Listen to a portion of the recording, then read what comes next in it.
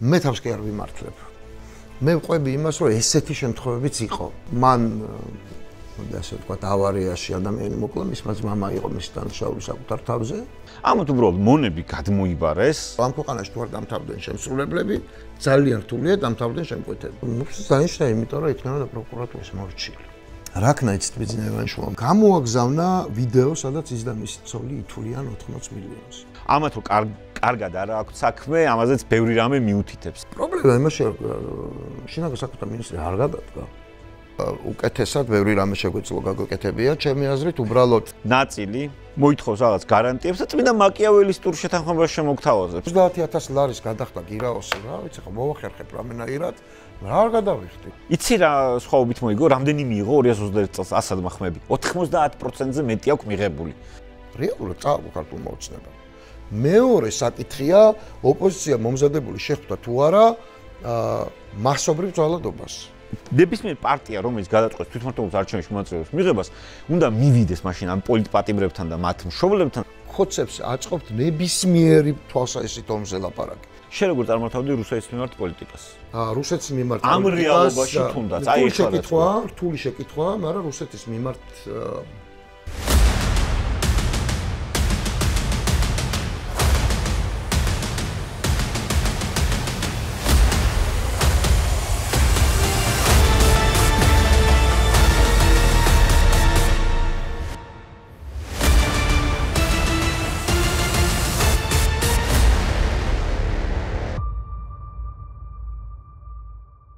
გამარჯობა, ეთერშია გადაცემა აპოლიტიკური კოდი YouTube პლატფორმაზე მისმინე, გამოყვებით სოციალურ ქსელებში, Facebook-ზე, TikTok-ზე, Instagram-ზე, გვისმინეთ და გვიყურეთ. დღეს გადაცემის სტუმარი იქნება ნიკა გვარამია, პოლიტიკოსი, რასადროდისელი, ტელეწამყვანი, ну, așa, ბევრი ამპულით შეიძლება ნიკას წარდგენა. გამარჯობა ნიკა. სალამი. მადლობა სტუმრობისთვის. მოდი პირდაპირ გადავალ ეს თქვათ სათქმელზე, ანუ შენ ხარ ადამიანი, რომელიც ახლობით 20 წელიწადზე მეტია არის ქართულ პოლიტიკაში, რა. ანუ ძალიან ბევრი განსხვავებით, თქვათ, უფრო ახალგაზრდებისგან მათ აქვთ აწმყო, შეიძლება ჰქონდეთ მომავალი, მაგრამ შენ გაქვს საკმაოდ დიდი წარსული, რომელიც 2003 წლიდან მოდის, ხო? შეიძლება 2002-დანაც, მაგრამ 2003 წლიდან არ შევცდები თუ ვიტყვი. რა. აქედან გამომდინარე ბუნებრივია შენთან აი კითხვების დასმაზეც რო ვფიქრობდი რა, ძალიან ძნელია ამორჩევა, იმიტომ რომ აუცილებლად უნდა გკითხო წარსულზეც, აუცილებლად უნდა გკითხო აწმყოზეც და იმაზეც თუ როგორ ხედავ მომავალს. რა, იმიტომ რომ შენ არ ხარ რაღაც ხელწამოსაკრავი პოლიტიკური ძალის ლიდერი, ან ახალს გულისხმობ და ამასთან ერთად შენ ანუ აი მინიმუმ რომ თქვა ნიკა გვარამია სხვების თვალში წინააღმდეგობრივად დაგახასიათებენ ეს მინიმუმი თქვა რა ხო იმიტომ რომ იგივე დღეს ნაციონალური მოძრაობის ხარდამჭერებისთვის შენ შეიძლება გაცილებით მიუღებელი ფიგურა იყო ვიდრე რომელიმე სხვა პოლიტიკოსი რა ნუ კაცებზე არაფერს არ ვამბობ ან საინტერესოა. ხო, ну ეს ჩემი პირადი თუ არის ნაციონალური მოძრაობის ხო, ეს ჩემი პირადი შაბეთილობა შეიძლება იყოს უბრალოდ სოციალური ქსელების კომენტარებიდან გამომდინარე და ბუნებრივია პირადი შაბეთილების პრეტენზია ჭეშმარიტებაზე არ მაქვს. მაგრამ წარსულზე რო დავიწყოთ რა, შენ სხვადასხვა პერიოდებში, სპეციალურად ამოუწერე კიდევაც რა პერიოდში იყავი, იუსტიციის მინისტრი იყავი 2008 წლის 31 იანვრიდან 2008 წლის 27 ოქტომბრამდე და შემდგომ განათლების მინისტრი იყავი 2008 წლის 27 ოქტომბრიდან 2009 წლის 7 დეკემბრამდე. და ბუნებრივია ხა შორსავარ იქიდან რომ თუნდაც 9 წელში რაც ხდებოდა და შენ დაგაბრალო, თუნდაც ნეგატივი, თუნდაც პოზიტივი, ისევე როგორც იმის გარდა 12 წელი გავიდა ბოლო-ბოლო, მაგრამ აი კითხვა რომ ჩამოვაყალიბო, ვერ ვიტყვი რომ ან განათლებაში, ან სასამართლო სისტემაში ჩვენ პრობლემები არ გვაქვს. და ამასთან ერთად ამ პრობლემებს მარტო ამათაც ვერ მიაწერ. მოსამართლეების უმეტესობა, აი ოდიოზური მოსამართლეების რო აიღო, დანიშნული არის 2013-12 წლებში. მურუსიდითაც რო დავიწყოთ და აი თუნდაც თუ გახსოვს, შენ ერთ-ერთი მოსამართლე იყო სანდრო ლორთქიფაინძემ დადო მე Facebook სტატუსად და გავარდა რომ რაღაც აი უცნაური ინსტიტუტი აქვს დამთავრებული. აი დავით გარეჯის სახელობის რაღაცა ინსტიტუტი სადღაც.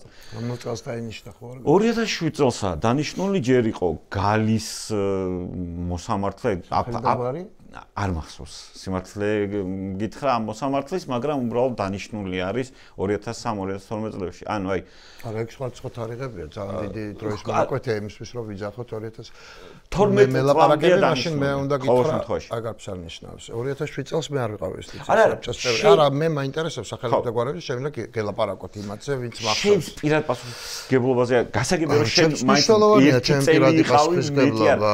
აი კითხვა არა იუსტიციის საბჭოში უფრო დიდი ხანი ვიყავ. მეცაც გეტყვი მოსამართლეები ვიც მე დამიჭირა, მათ შორის იყვნენ ჩემი დანიშნულება. კი ბატონო, ურთმელიძე მათ შორის რომელიც რუსთავი ორის საქმეზე იყო თუ არ ხო თან ეგ შენთან რა კითხვა მაქვს ვიცი რომ აი რაში გზნობს შენ პირადად შენს პასუხისმგებლობას ნიკა გვარიმეს პასუხისმგებლობას და რას გააკეთებდი სხვანაირად თქვათ იგივე კადრების დანიშვნის საკითხში აი ნებისმიერ ამ საკითხებში გაჩნია რას მეკითხებით იმიტომ რომ რაც მკითხე ნუ ძალიან დიდი ასე ვთქვათ დროის მონაკვეთიც მოიცვა და თემატური რკალიც ძალიან დიდია, ამიტომ ყველაფერზე ერთად ესე მეგობრობის დღიურივით ვერ მოპასუხებ. ცალცალკე თუ ანუ ცალცალკე არ გულისხმობ ეხლა რაღაცა ყოველ კონკრეტულ შემთხვევაზე. რა შეიძლება და უფრო დიდ ლუკმებად მინდა ასე გავყო. რა შეიძლება და გაკეთებული იყოს სხვანაირად რა? სად? იუსტიციის სისტემასა და სასამართლოში შენერთ სად იყო დაშვებული ხო, მაინც განსხვავებული ამბებია იუსტიციის სისტემა და სასამართლო, ანუ მართლმსაჯულების სისტემა, ხო, ნუ justice რასაც ქვია, ხო, თუ ინგლისურიდან გადმოთარგმნი, მაშინ გავს ერთმანეთს, მაგრამ არ უკავშირდება ეს ორი რამე ერთმანეთს საქართველოში და ზოგადად არც ევროპულ ქვეყნებში. ამიტომ justice მაინც სამართლიანობაა, ხო? ამაში იუსტიციაც შეიძლება იგულისხმობდეს მართლმსაჯულებაც და ყველაფერი სხვა. როგორც კი დაიწყო ეს ამბები მე 2004 წელს მოვხდი პარლამენტში და როცა დაიწყო ეს ყველაფერი მე ვიყავი იუსტიციის საბჭოს ახალი შემადგენლობის წევრი. როცა აირჩა ახალი და მართალი გითხრათ ძალიან ასე ვთქვათ ამაღლებული განწყობა ქონდა ამ საკითხთან დაკავშირებით, იმიტომ რომ მანამდე ადვოკატობიდან მოვდიოდი და ვიცოდი რაც ხდებოდა ამ სისტემაში. თუმცა უარესი ხდებოდა იგივე პოლიციაში, პროკურატურაში, უშიშროებაში, მე გულისხმობ ვარდების რევოლუციამდელ პერიოდს. მაგრამ კიდევ ერთხელ ვამბობ, რომ ძალიან ესეთი აღტაცებული ვიყავ, ემოციურად, აჟიტირებული შეიძლება ითქვას, როცა ეს ყველაფერი დავიწყეთ და ძალიან ბევრი საინტერესო ადამიანი დაინიშნა მაშინ. და სწორი ადამიანი, რომელიც დღემდე მუშაობს სწორად. ძალიან ბევრი ადამიანი დაინიშნა მაშინ იმგვარი, რომელიც დასანიშნი იყო მაშინ უპირობოდ, მაგრამ დღეს ისეთ რამეებს აკეთებს, რომ მე მწვენია რომ ამაში თანამონაწილეობა მაქვს მიღებული. მაგალითად, სახელების და გვარების დასახელების გარეშე ამ წუთში მაგრამ ყველა მიხვდება ალბათ. ერთ-ერთი მოსამართლე, რომელიც მაშინ დაინიშნა, იყო ადამიანი, რომელზეც მიმდინარეობდა ხანგრძლივი მსჯელობა. ის იყო ალბინოსი. იყო რა ახლაც არის. და ხანგრძლივი მსჯელობა მიმდინარეობდა, რამდენად იქნებოდა, ამიტომ მოსამართლეს მარტო პროფესიონალიზმი არ ჭირდება, ახკმადობაც მნიშვნელოვანია, როცა მას პროცესი მიყავს. რამდენად სწორი იქნებოდა ანუ როგორ გაიგებდა ამას ხარბაზი და ასე შემდეგ, ასე შემდეგ. ნუ გულისხმობ ის ვინც ჩართული იქნებოდა მის პროცესში. ხა, ჩემთვის ეს იყო ველური არგუმენტი, პირდაპირ შემიძლია გითხრათ. მაგრამ ნუ რეალურად ეს კაცი არ ნიშნებოდა. მაშინ პარლამენტიდან დანიშნული ხალხი ვიყავით ყველაზე გამბედავები. ყველაზე. მაშინ იყო ლევან ბეჟაშვილი და ნინო ყალანდაძე. მოდი ასე ვთქვათ, ყველაზე მეც ვახურებდით. იუსტიციის საბჭოში. ძალიან ბევრი ვაკეთეთ იმისთვის, რომ გადაგვერწყმუნებია თანასაბჭოელები და მათ შორის კომუნიკაცია გქონდა მაშინ იგივე მიშასთანაც, ბევრ ადამიანთან, რომ გვესმის, რომ შეიძლება ადამიანს არ მისცე ხმა, მაგრამ ღიად არგუმენტი კონდეს, რომ რაღაცა იმის გამო, რომ შეიძლება რაღაცა ასე სხვანაირად შეხედონ ამ შემდეგ, ნუ ეს იყო ველური არგუმენტი ჩვენთვის და ეს კაცი დაინიშნა. რას გააკეთებდი შენ მაინტერესებს? მე მიპასუხე, მაგრამ ამ კაცს მეც რა ქნა. პირველ მისასაკაშვილს მიუსაჯა. და მე რასხვებსაც იმ ხალხს განსაკუთრებით, ვინც მისთვის იბრძოდა იმ წუთში, იმიტომ რომ მასაც ეკუთვნოდა განათლების, გადმოცემის უნარის და ბიოგრაფიის გამოც, წესიერება იმ წუთში ყოველ შემთხვევაში იკითხებოდა მის ბიოგრაფიაში. მე ის გახდა სისტემის ჭანჭიკი ერთ-ერთი ყველაზე გამორჩეული და აგრესიული თავისი უსამართლობით. პატრიკ ჭლამაზაშვილზე ვლაპარაკობ. ხო, მივხვდი. ხო და მე აი დღეს მაინტერესებს ეს კაცი რას ფიქრობს საერთოდ. მან იცის ეს ამბები ყველაფერი.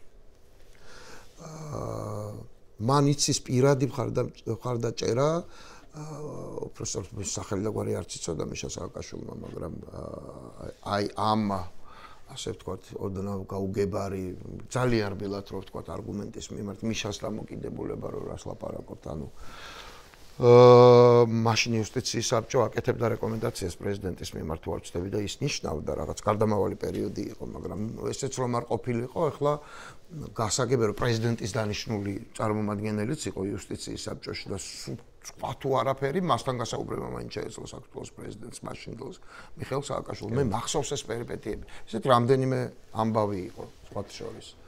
არ გავიხსენებ ახლა ყველას. აი მაგალითად ეს კაცი რომელმაც უკანონო განაჩენი დააყენა სააკაშვილზე. უკანონო განაჩენი მე არ ვიძახი რომ მიუსაჯა. შენ კარგად თუ მოგექცევა ადამიანი ეს მისთვის ინდულგენცია არ არის. სამართლიანად მოგექცევა არც ეს. უკანონო განაჩენი დაუყენა სააკაშვილს, ხო? რას ფიქრობს ეს კაცი ახლა და რატო აკეთებს ამას? მე თავს კი არ ვიმართლებ. მე ვყვები იმას, რომ ესეთი შემთხვევებიც იყო.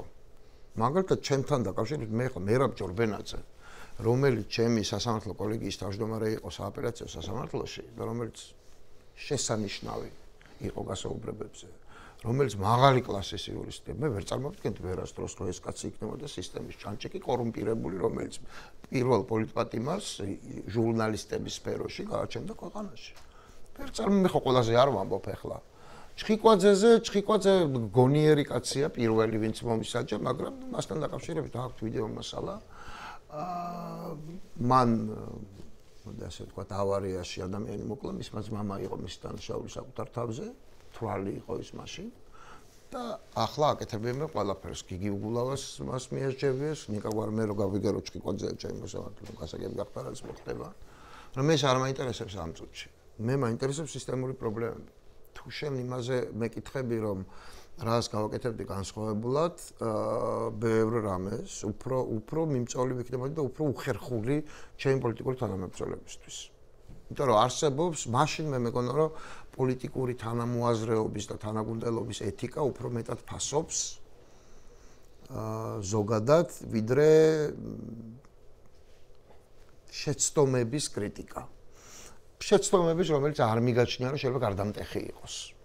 ეპიზოდური შეცდომების, მაგრამ ამ ეპიზოდურმა შეცდომებმა სინამდვილეში შექმნა ჯამური პრობლემა, გენერალური პრობლემა, რასაც ერქვა ის, რომ ვარდების რევოლუციის დროს დემოკრატიული პრობლემები ქვეყანაში იყო ძალიან სერიოზული. დღევანდელზე არ ვლაპარაკობ, რომ გადავალთ მერე ვისაუბროთ ამაზე, მაგრამ ჯამურად თუ გაინტერესებს სასამართლო ხელისუფლება, ქვეყანას არ ყოლია არასდროს. დამოუკიდებლობის ფარგლებში, ბოლო დამოუკიდებლობის ფარგლებში, მომდი ასე ვთქვათ. ახალი რესპუბლიკის ფარგლებში. შემეძლო თუ არა მეც გაკეთება, ალბათ კი. მგონია რომ არ გავაკეთე ცოტა, მაგრამ მეტის შემეძლო თუ არა, ალბათ კი. ესე მგონია, მაგრამ ჩემი შეცდომები სხვაგან უფრო შესამჩნევია და ჩემი მიღწევები სხვაგან უფრო შესამჩნევია, ამაზე შეგვიძლია ველაპარაკოთ, მაგრამ რა კიღა დავიწყეთ ასე ვთქვათ, მართლმსაჯულების სისტემით და თანხმოვან პროცესი მაქვს. იმ სასამართლოში, რომელიც ჩემ დროს აშენდა, შენობას გულისხმობა უნივერსიტეტს გაკეთდა. ამიტომ შეგვიძლია რომ ამით დავიწყო და პასუხი ესეთი. საბოლოო ჯამში სასამართლო არის ქვეყნის ხერხემალი, დამოუკიდებელი სასამართლო. რა, როდესაც შენ ხო, როდესაც შენ არ გაქვს დამოუკიდებელი სასამართლო, ეგ არის ყველა პრობლემის თავი და თავი. ან შენ თუ მოსამართლეს ვერ ენდობი, ბიზნესი იქნება თუ ჩვეულებრივი სამოქალაქო ცხოვრება, რა, ესე იგი რაღაც არასწორია ქვეყანაში. ხა, იგივენაირად ყველაზე დიდი დარტყმა სასამართლო სისტემამ მაინც რეპუტაციულად გირგულიანის საქმეზე მიიღო რა. და გირგულიანის საქმე ეს იყო ერთი ოჯახის ძალიან დიდი ტრაგედია, რომელმაც ასევე გამოაჩინა მთელი პრობლემები სისტემის შიგნით. მათ შორის ახლა იგივე მურუსიძე რო ავიღოთ, მურუსიძისნაირი ტიპი რო ოცნებას მოცილებული ყავდეს, ისინი გაცილებით თანმიმდევრულები იქნებიან და სიტყვაზე ეს პლასტი მაინც რაც აკრიტიკებ ადამიანს და სამართლიან დაკრიტიკებ, თლიანად ჩამოცილდებოდა რა ახლა სიტყვაზე დღეს რო გამოდიან და გეუბნებიან რომ უი მურუსიძე გუშინ კარგ საქმეს აკეთებდა, ცუდ საქმეს აკეთებდა და დღეს უეცრად თები გამოეზარდა და გამოსწორდა. ხო ეს ბუნებრივი არავის შეარაღწევს ნდობას რა. მაგრამ ნუ საბოლოო ჯამში ამ პრობლემების დაგროვებამ იმოდი რეპუტაციულმა ზიანმაც რომელიც მათ შორის 2003-2012 წლებში მართლმა გუნდმა მიიღო მოგვიყვანა ამ დღემდე ხო როდესაც უბრალოდ აი ჩემი შთაბეჭდილება ხო როგორც რიგითი მოქალაქის რომელსაც მე არც ნაციონალური მოძრაობის დროს არც მე საჯარო სამსახურში კი ვიყავი, მაგრამ მაღალ თავმჯდომარე ამჭერე, მაგრამ შუიდან დამკვირვებლის როლში აი რა დავკარგეთ იცი ყველაზე მეტად, არა მარტო დრო დავკარგეთ, არამედ აი არასოდეს არ გქონდა ეს რაღაცნაირი თანმიმდევრულობა, სისტემა რომელიც ჩაბარდა ოცნებას, იმის ნაცვლად რომ ამათ რაც ცუდი იყო გამოესწორებინათ და რაც კარგი იყო, უბრალოდ განევითარებინათ, ამათ უბრალოდ მონები გადმოიბარეს, ხო? აი ჩვეულებრივ ნოტარიულად გადმოიბარეს თავის მოკიცინე მონები, რომელსაც თავისი აზრი, როგორც ჩანს, ბევრ რამეზე არ გააჩნდა და ნუ მე ეს სისტემა უფრო და უფრო დახვეწეს და აი ეხლა გადიან ფილტრაციის ბოლო ეტაპს. აი რაც ეხლა საჯარო სექტორში ხდება, ანუ ყველა ვისაც კი რაღაც დამოუკიდებელი აზრი ქონდა და შეიძლება ქონდა, ყველა ნელ-ნელა გარიყეს სისტემიდან რა. მაგრამ ნუ სასამართლოს მნიშვნელობა აქ ზუსტად ეგაა, ანუ დემოკრატიულ ქვეყანაში ხერხემალია რა, მაგის გარეშე ან მურუსიძით არ არსებობს ასე ვთქვათ ნორმალური სასამართლო რა.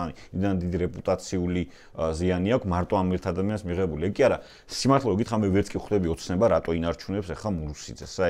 აი წამგებია ნაბიჯი. სამეში მურუსიძე ინარჩუნებს ოცნებას. ეგეც შეიძლება ითქვას, კი. ხო, ნუ გავყვები ახლა ამ გზელ შეკითხვას და პირველ რიგში გეტყვი რომ არ გესმის სწორად ის რაც მოხდა. კი შენ ხედავ და მოლოდინი რომ არ გადაიბარებდა ოცნება ამ ხალხს. ვისაც ეს მოლოდინი ქონდა, ან ძალიან გულუბრყვილო იყო, ან იტყუება რომ ეს მოლოდინი ქონდა. ფაქტი აღნიშნე. არა ხო, ნუ მაშინ უნდა თქვათ რომ საზოგადოებას ქონდა ეს. საზოგადოებას ქონდა, კი. ხო, მე არ ვიცი ვის რისი მოლოდინი ქონდა, თუმცა მურუსიძე არ არის ჩემს პერსონაჟი, რომელიც განხილვასაც არ აზრი ქონდეს. არც მაშინ არ იყო და არც ხლა არა. მუსიკის სიმბოლო არ არის რაღაცნაირი ხმამიცემული პირდაპირ გეტყვით, როცა ინიშნებოდა ქვედა დონეებზე და როცა უკვე უზენაესში დაინიშნა, შოკი იყო ჩემთვის, როგორც საქართველოში მაშინ არ ცხოვრობდი, არც არანაირ თანამდებობაზე არ ვიყავი, თუ არ მეშლება. ყოველ შემთხვევაში პარლამენტის წევრი არ ყოფილვარ.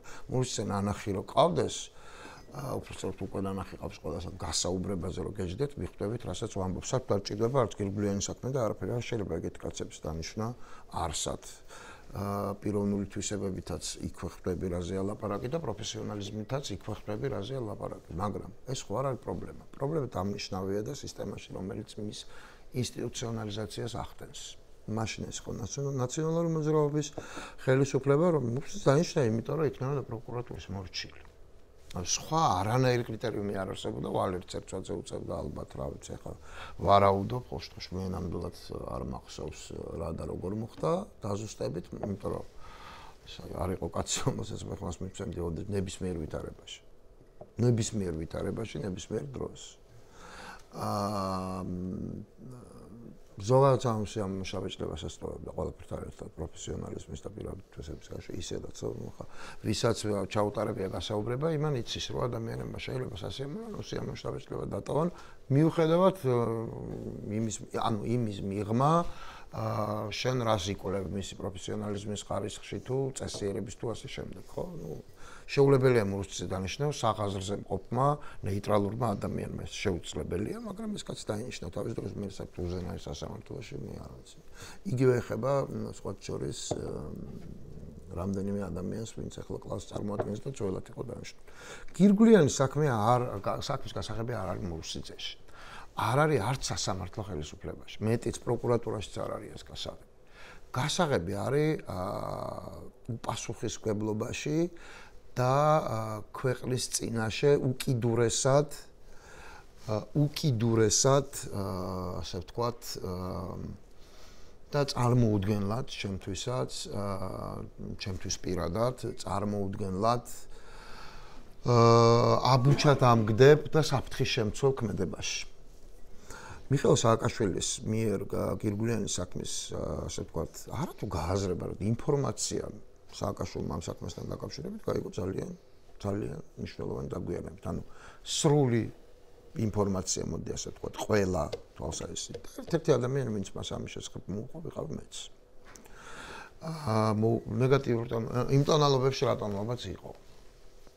კიდევ ერთხელ მე არ მჭირდება თავის გამოძღვენა გირგვლიანის საქმედან, ეს არ ყოფილა ჩემი გამოძიების საკითხი, მიუხედავად ამისა, შემიძლია თუ არა მეც გაკეთება, რა თქმა უნდა. ამიტომ სისტემური პრობლემა იყო. გირგვლიანის საკითხი არის იმ ოჯახის ტრაგედიაზეც უფრო დიდი საკითხი. ეს არის ისტორიული პერსპექტივა იმისა,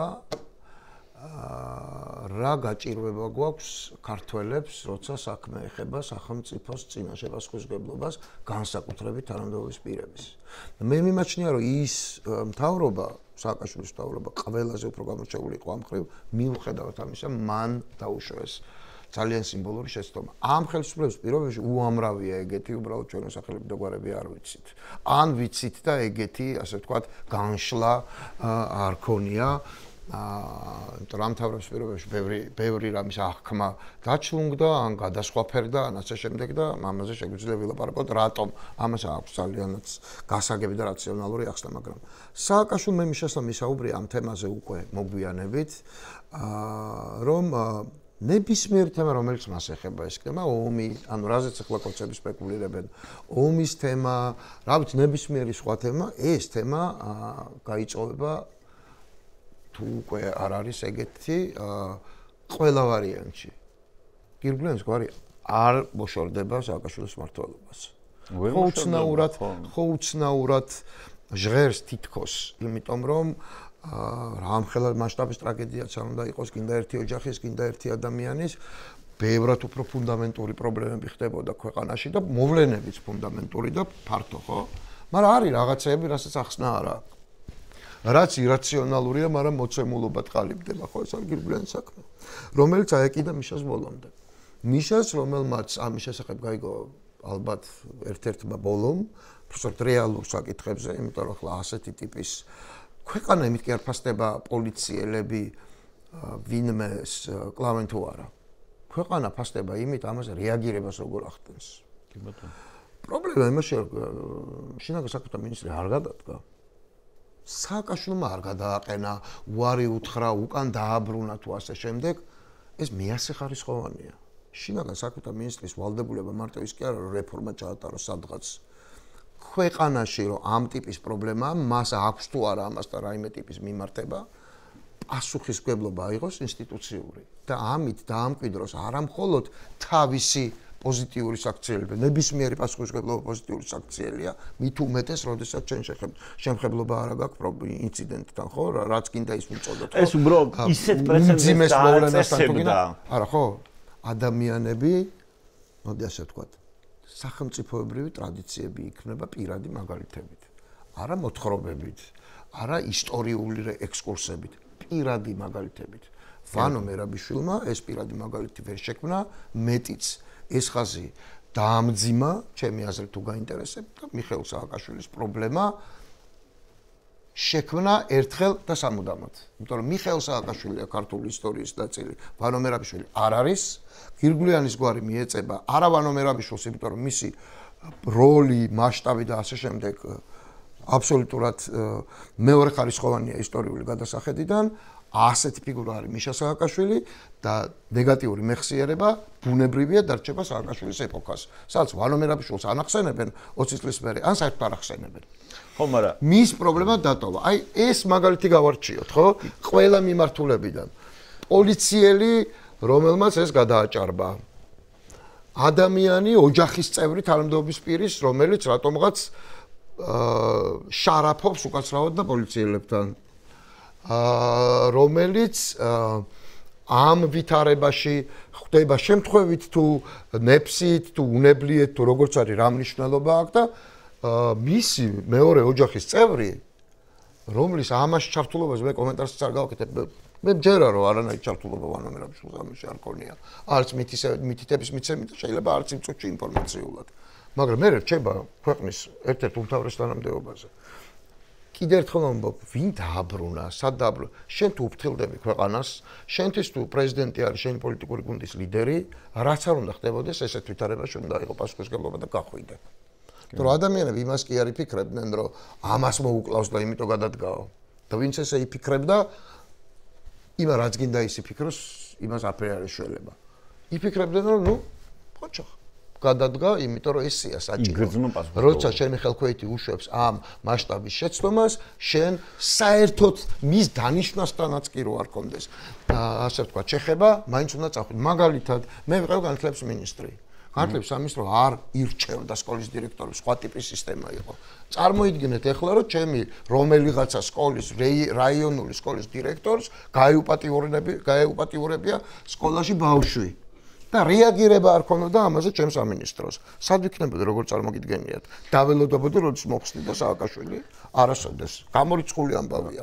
მე თვითონ ვერ შევძლებდი გაგრძელებას. ეს არ უნდა გთხოვდეს შენივე ფსიქოტიპი, შენი ფსიქიკა, შენი გარემოცვა, შენი სამეზობლო, შენი ნათესავები, შენი მეგობრები და ამავდროულად. აი ეს ყველაფერი ჯამურად შენგან უნდა ითხოვდეს სწორი ნაბიჯის გადადგმას მტკიციერად. მიდიხ, ამით ცხოვრება ხო არ მთავრდება. ჯერ პოლიტიკიდან შეიძლება არ წახვიდე და თანამდებობიდან წახვიდე. ან პოლიტიკიდან წახვიდე, ხო პოლიტიკით ხო არ მთავრდება, მართლა ცხოვრება. ცხოვრება მთავრდება სოციალური სიკვდილით.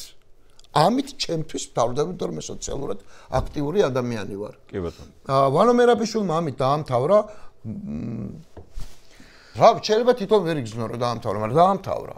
იმიტომ რომ მისი უწყების გარეთ მას არ მგონია რომ ვინმესთან ქონოდა შეხება. ეხლა ამოჩენება კი არ მაქვს ვანო მერაბიშვილს. სხვა მაგალითები შეიძლება მოვიყვანო.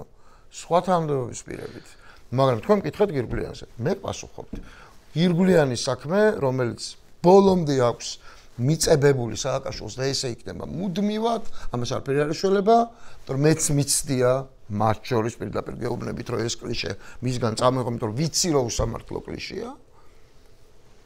მიუხედავად ამისა, ეს ვიცი, რამ გამოიწვია. კითხეთ, კი პასუხობთ. შეიძლება პირველად ჩემს ცხოვრებაში ესე ფართო. ნიკა, ეხლა აი განათლებას ჩამოვაგდე საუბარი, უბრალოდ სამ განათლებას გადავალთ ერთი რაღაც კომენტარის სახით მინდა ვთქვა, რომ რაც შენ ამბობ ვანოზე და მიშაზე, ანუ ისევ და ისევ მიშამ, როდესაც არათუ არ დააყენა მაშინ შეესოს მინისტრის პასუხისმგებლობის საკითხი და ნუ შემდგომში უბრალოდ შემდგომში ჩვენ ხედავთ რომ ვანო მერაბიშვილი პრემიერ-მინისტრადაც დაინიშნა უბრალოდ არჩევნების წინ და აი შემდეგ ანუ შინაგან საქმეთა ახალი მინისტრი დანიშნული იყო მეცაც გეტყვით.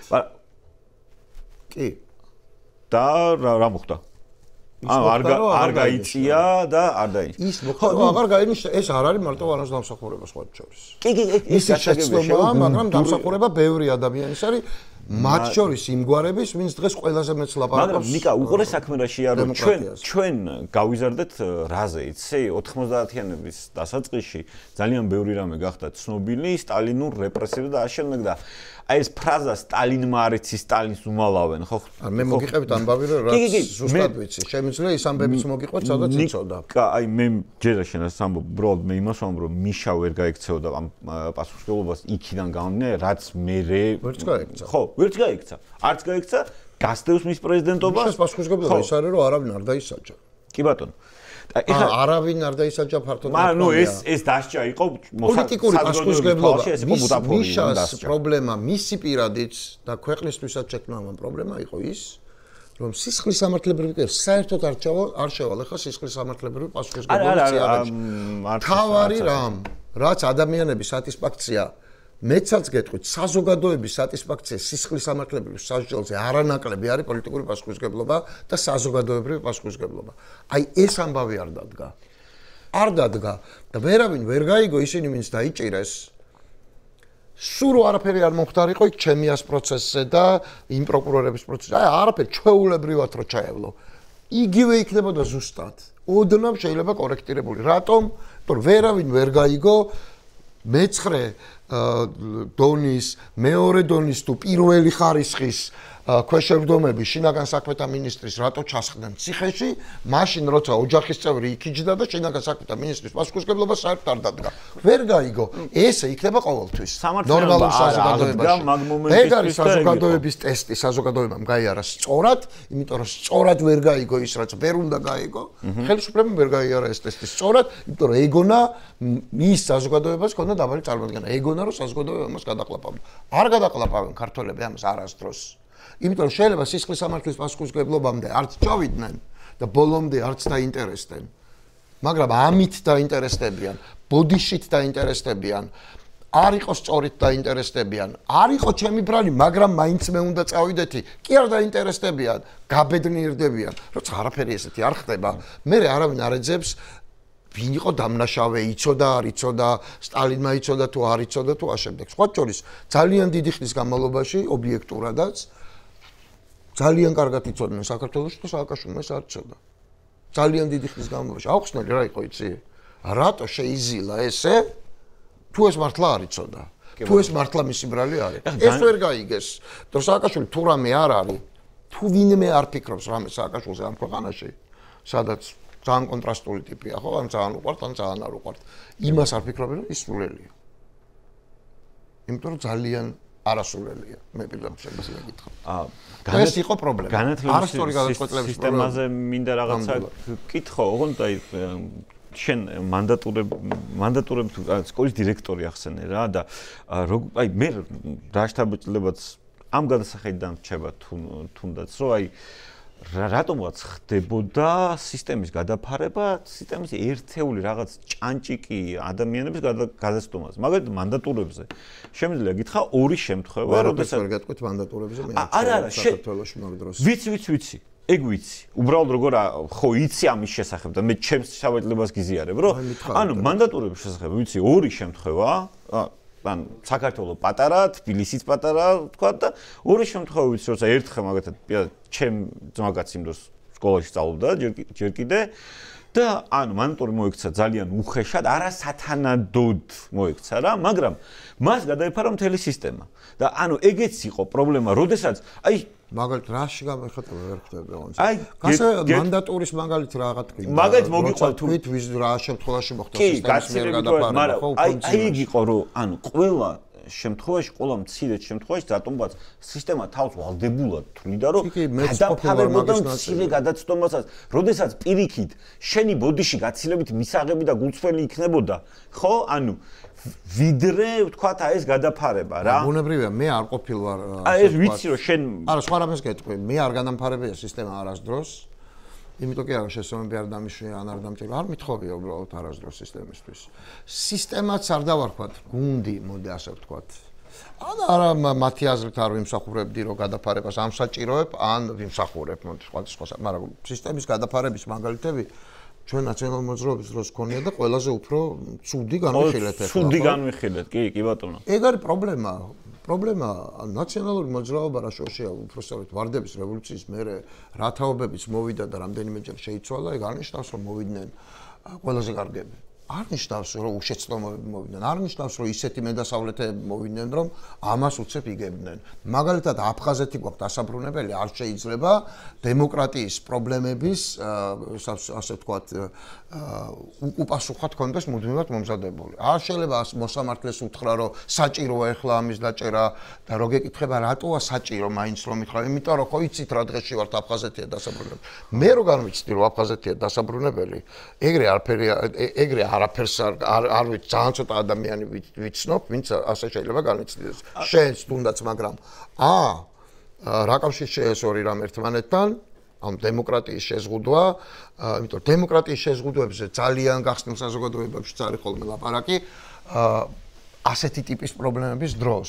მაგრამ ჩვენ ხო ვიცით, რომ ამ შემთხვევაში ეს სტიკერი იყო უბრალოდ რო ყველაფერი მარტივად და შეკამათების გარეშე გაправებული იყო. არჩევნების წინ რაც ყველაზე ისე ცუდად მახსოვს, ინფლაცია გამოიწვია მთლიანად რუსეთის როგორც მტრის რა, რომ რა დროს ეგ არის მტერი 30 კილომეტრში, ანუ შეხედე სხვა ამას. ხო შევადართ კოცებს, ხო ძალიან ბევრს ვლაპარაკობთ ნაცებზე. ნაცებზე რო ვლაპარაკობთ, ხო სტიკერი იყო, რომ აი გასაправებელი სტიკერი, მოდი ასე ვთქვათ, აფხაზეთია დასაბრუნებელი, რა დროს ეგ არის. ხო. იყო ეს სტიკერი ხა პირდაპირ შემო. იყო და ჩემცაც უპასუხებ მაგრამ. და მეც მიპასუხია ვიღაცისთვის. დღეს კოცების სტიკერი რა არის? ნაცები არ უნდა მოbrunდნენ. აი, შეხედე ნეგატიური ორი ფაქტორი შედარებითაც კი შეგვიძლია დავასკვლათ რა არის სხვაობა ორ პოლიტიკურ ძალას შორის, იმიტომ რომ ნახე ინდიკატორები ხო მარტო პოზიტიური არ არსებობს. არსებობს ნეგატიური ინდიკატორებიც, არსებობს ნეიტრალური ინდიკატორებიც, ხო? ჩვენ ახლა ვლაპარაკობთ ნეგატიურ ინდიკატორებზე. ერთი რითი აპრავებდა დემოკრატიის ხარბეზებს და მეორე რითი აპრავებს. ერთი აპრავებდა აფხაზეთია დასაბრუნებელი რა დროს ეს არის, მეორე აპრავებს ნაცები არ უნდა მოbrunდნენ.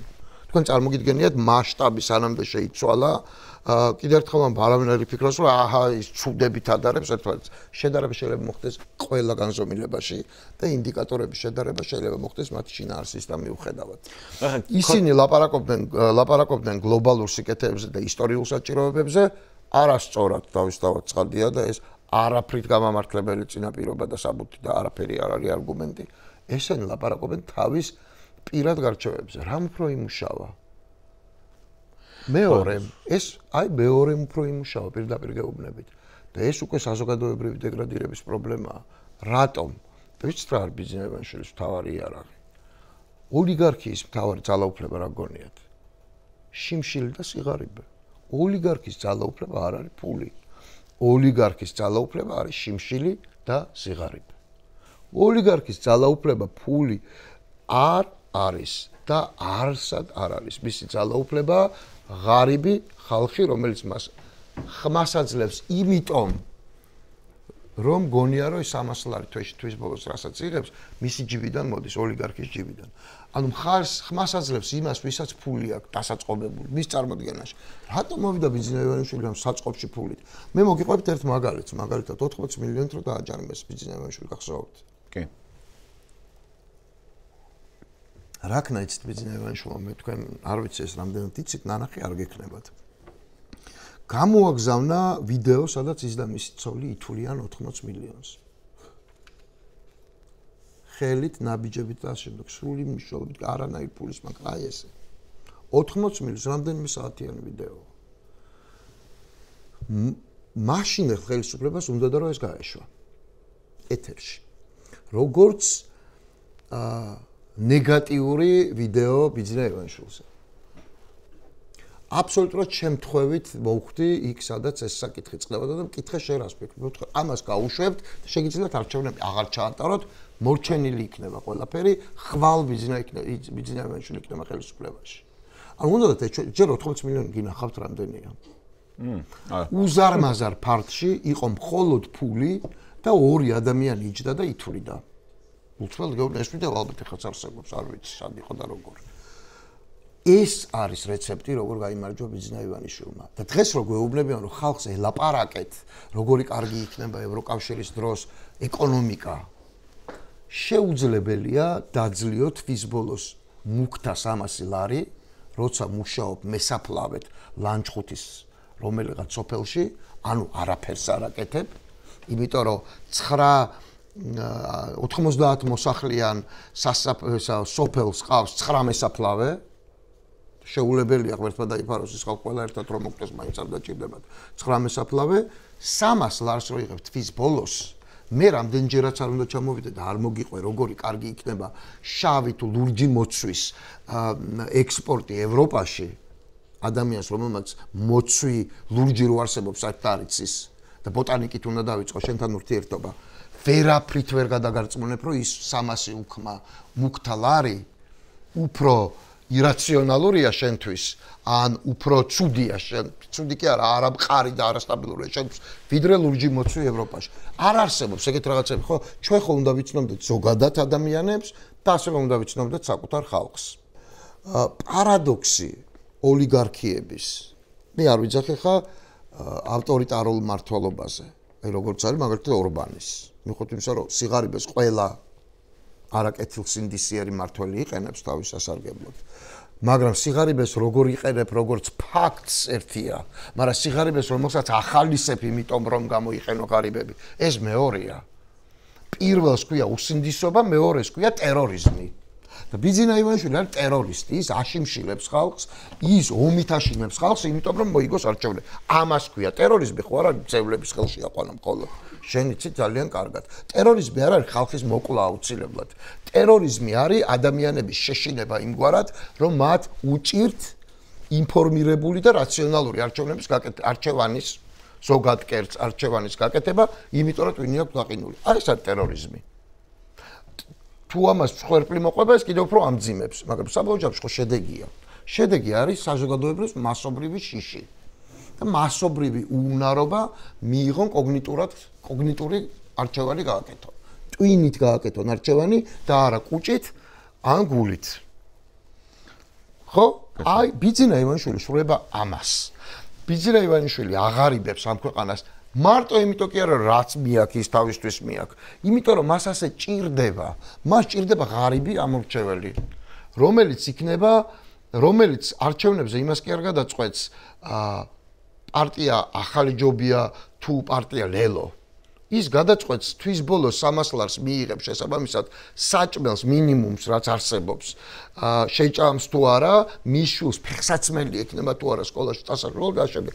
ამ ტიპის არჩევანი ჭირდება. აი, ლამის ანატომიამდე და ფიზიოლოგიამდე დასული ამორჩეველი ჭირდება ბიძინა ივანიშვილს, იმიტომ რომ საღ აზრზე მყოფი პატრიოტი ქართველი ბიძინა ივანიშვილს ხმას არ მისცემს. ეს არის პარადოქსი ოლიგარქების ამორჩევლების, სოციალური ინჟინერია. ანუ თვითონ აკეთებ ამორჩევლებს. ვინ არიან ბიძინა ივანიშვილის ამორჩევლები? ძალიან დიდრები, ვინც არიან გავლენიანები, მაგრამ ძალიან ცოტა, ან უკიდურესად ღარიბები, ვინც ძალიან ბევრია ამ ქვეყანაში. არასდროს რომ არ ყოფილა იმდენი. საიდან მოდის უკიდურესი ღარიბე? იგი არის სტიმულირებული, კორუმპირებული სახელმწიფოს მიერ. სტიმულირებული, კიდევ ერთხელ ვამბობ. მოცემულობა კი არ არის მხოლოდ, როგორც იყო მაგალითად 90-იან წლების საქართველოში. რაზეც ბუნებრივია, რომ ყველა მომდევნო პოლიტიკური ოპონენტი აგებს თავის კამპანიას, ხო? რატომ მოიგო ვაკე ბერჯერ მიშა სააკაშვილმა? და რატომ ვერ მოიგო მერე? იმიტომ რომ ვაკეში არ იყო შუქი. და ვაკელებს ეზიზღებოდათ შევარდნაძის ხელისუფლება. მიუხედავად იმისა, რომ არ გიждდებოდნენ არც სააკაშვილზე. მოიგო იმით და მოვიდა კიდევაც მეორე დღე შუქი. სააკაშვილის შემდეგ არჩევნებზე უკვე როცა სააკაშვილიმ დაერჩეთ 2012-ში. შუქი იყო და სააკაშვილი მან შუქსა გააგზავნა ლაპარაკი.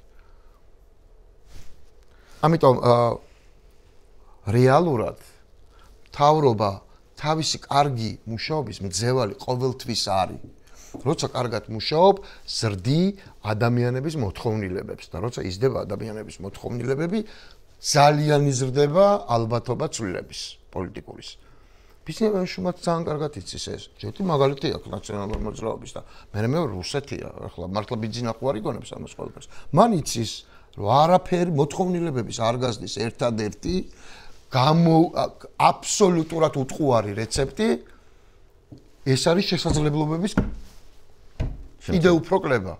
კი, გასაგებია. უბრალოდ, უყურე აი შენ ხა იქეთკენ წაიყვანე საუბარი უკვე აწპოზე გადავდივართ და მოდი გადავიდეთ. მაგრამ არ მიყვარს ბევრი წარსულზე ლაპარაკი. კი, არა, იცი რა არის საბოლოო ჯამში წარსული გჭირდება აწმყოს თვის და გასაანალიზებლად კი. კი ბატონო, უბრალოდ მე ბევრი მაქვს ამას ნალაპარაკები, შენ ახალი მოსწავლე ჟურნალისტიკაში და ახლა ვიწყებ შენ. ხო, ჩემს ესეთი ახალი ამპლუა ძალიან მეხუთე ადამიანი ხარ, ვისაც ჟურნალისტ ამპლუაში ველაპარაკებ.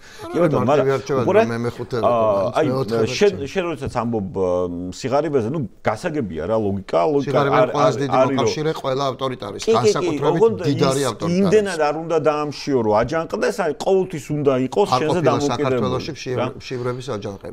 არასდროს. კი, ეგ გასაგებია.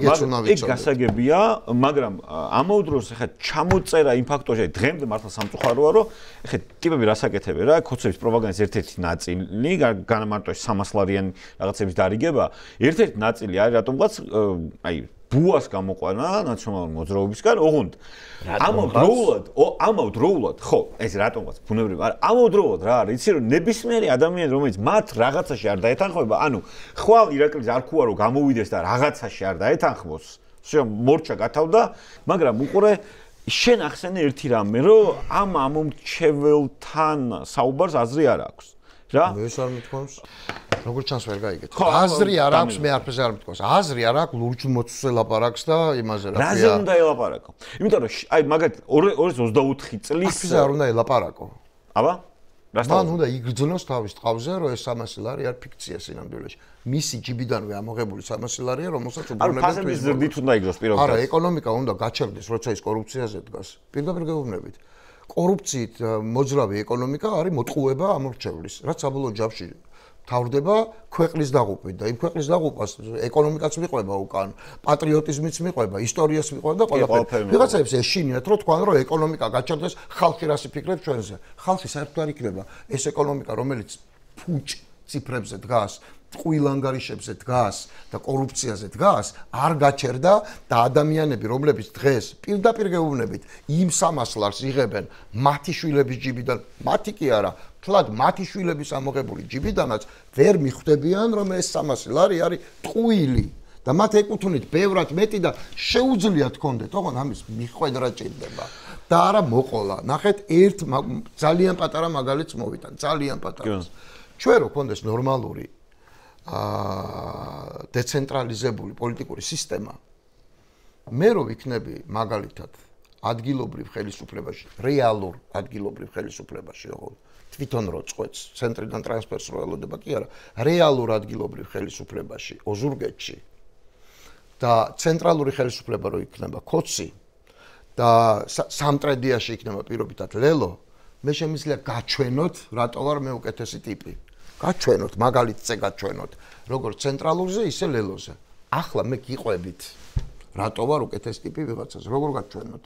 შემიძლია სადმე მაგალითი მქონოდა მმართველობის და არ გავაკეთე, არა, ეხლა მე მოთხრობებს გიყვებით და 300 ლარს რო კაცი ელოდება როგორც ციურ მანანას, იმას მოთხრობა, კი არა და სმენის უნარი აქვს უკვე დაქვეითებული, კაცი აღქმის უпростоრე, აღარ აინტერესებს. ამიტომ მე კიდევ ერთხელ მე საერთოდ არ მეშინია იმაზე ლაპარაკი, რომ ვამხილოთ კორუმპირებული სისტემა და მაგალითად საერთაშორისო მონეტარულ ორგანიზაციებს და ფინანსურ ორგანიზაციებს უთხრათ, რომ ამათ ფულს რატო აძლევთ? ამათვის ფულის მიცემა ხო ხალხისთვის ფულის მიცემა არ არის. ეს არის ან უნიტაში ჩასარეცხი ფული, ან კორუფციისთვის განკუთვნილი ფული, რომლითაც ესენი თავს ინარჩუნებენ. და არა ხალხს არგებენ, ხო? რატო აძლევთ? ამას გარდა მე გეუბნები, როგორც ამ ქვეყნის მოქალაქე, როგორც ამ ქვეყნის პოლიტიკური სპექტრის წარმომადგენელი, არ ვაღიარებ მე ამ ხელისუფლებას. შენ აძლევ არალეგიტიმურ ტიპს ვალს და მე არ გადაგიხდი ამ ვალს, იმიტომ რომ ვინცაც არ ვაღიარებ ჩვენ ქვეყანად, იმან გამოგართვა და ჩათე იმას ედავე ცხოვრების ბოლომდე. ძვირფასო სავალუტო ფონდო, ძვირფასო მსოფლიო ბანკო. ძალიან დიდი ბოდიში, მაგრამ ბიძინა ივანიშვილი არის ქურდი, რომელმაც დაიპყრო ჩემი ქვეყანა და ხელისუფლება მიიტაცა, მისთვის მიცემული ფული არის შენი და მისი პირადი ურთიერთობა, ის არ წარმოადგენს საქართველოს. ამას რატო არ ვაკეთებთ, ხო? არასწორი, იმიტომ რომ ეს გვეშინია, რამდენიმეჯერ მივედით ამ გადაწყვეტილებამდე ყველა პოლიტიკური პარტია, არა, მე ხალხს რო გაუძვირდება ფასები, ლარი რო დაიხევს უკან, მეგობრებო, ხალხს ფასები იმიტომ გაუძვირდება და ლარის ინფლაცია იმიტომ მოხდება, რომ რეალური ეკონომიკური პროცესი არის ამგვარი. და დღეს კოცები მოპარულ ფულს ასხავენ ისიც დროებით, გინდა ფასებშიც და გინდა კურსში, იმიტომ რომ თავი შეინარჩუნონ. თორე საერთოდ რო აღარ ეყოლებათ კონკურენტი. ყველაფერი რო დაიხურება ტელევიზიის სახით.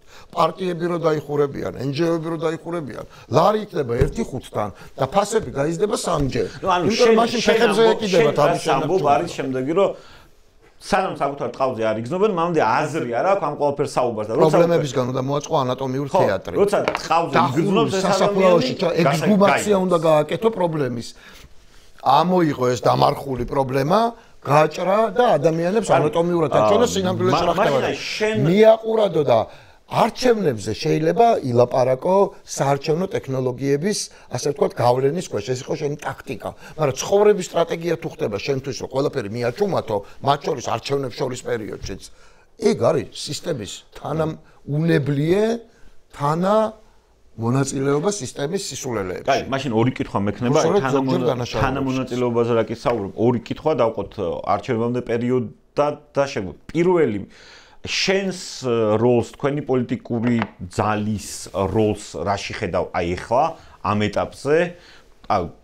ლიდერობაში. იმიტომ რომ პირველ ადგილზე გავედით, მეორე კითხვა რა მოხდება, იცი არჩევნებამდე პერიოდში და არჩევნებამდე პერიოდში ერთადერთი Facebook სტატუსი რის დადებასაც ნანობ იყო ვერავინ ვერ გაიგებს ვის მიეცი ხმა, იყო ერთი პერიოდი ეგეთი ტრენდი. ანუ უყურე რატო დათანხმდა ოპოზიცია სიტყვაზე აი ამ ახალ სისტემას, ელექტრონულ სისტემას და ამასაც აი იყო მოდი გავხსენოთ ერთმანეთის სტატუსი.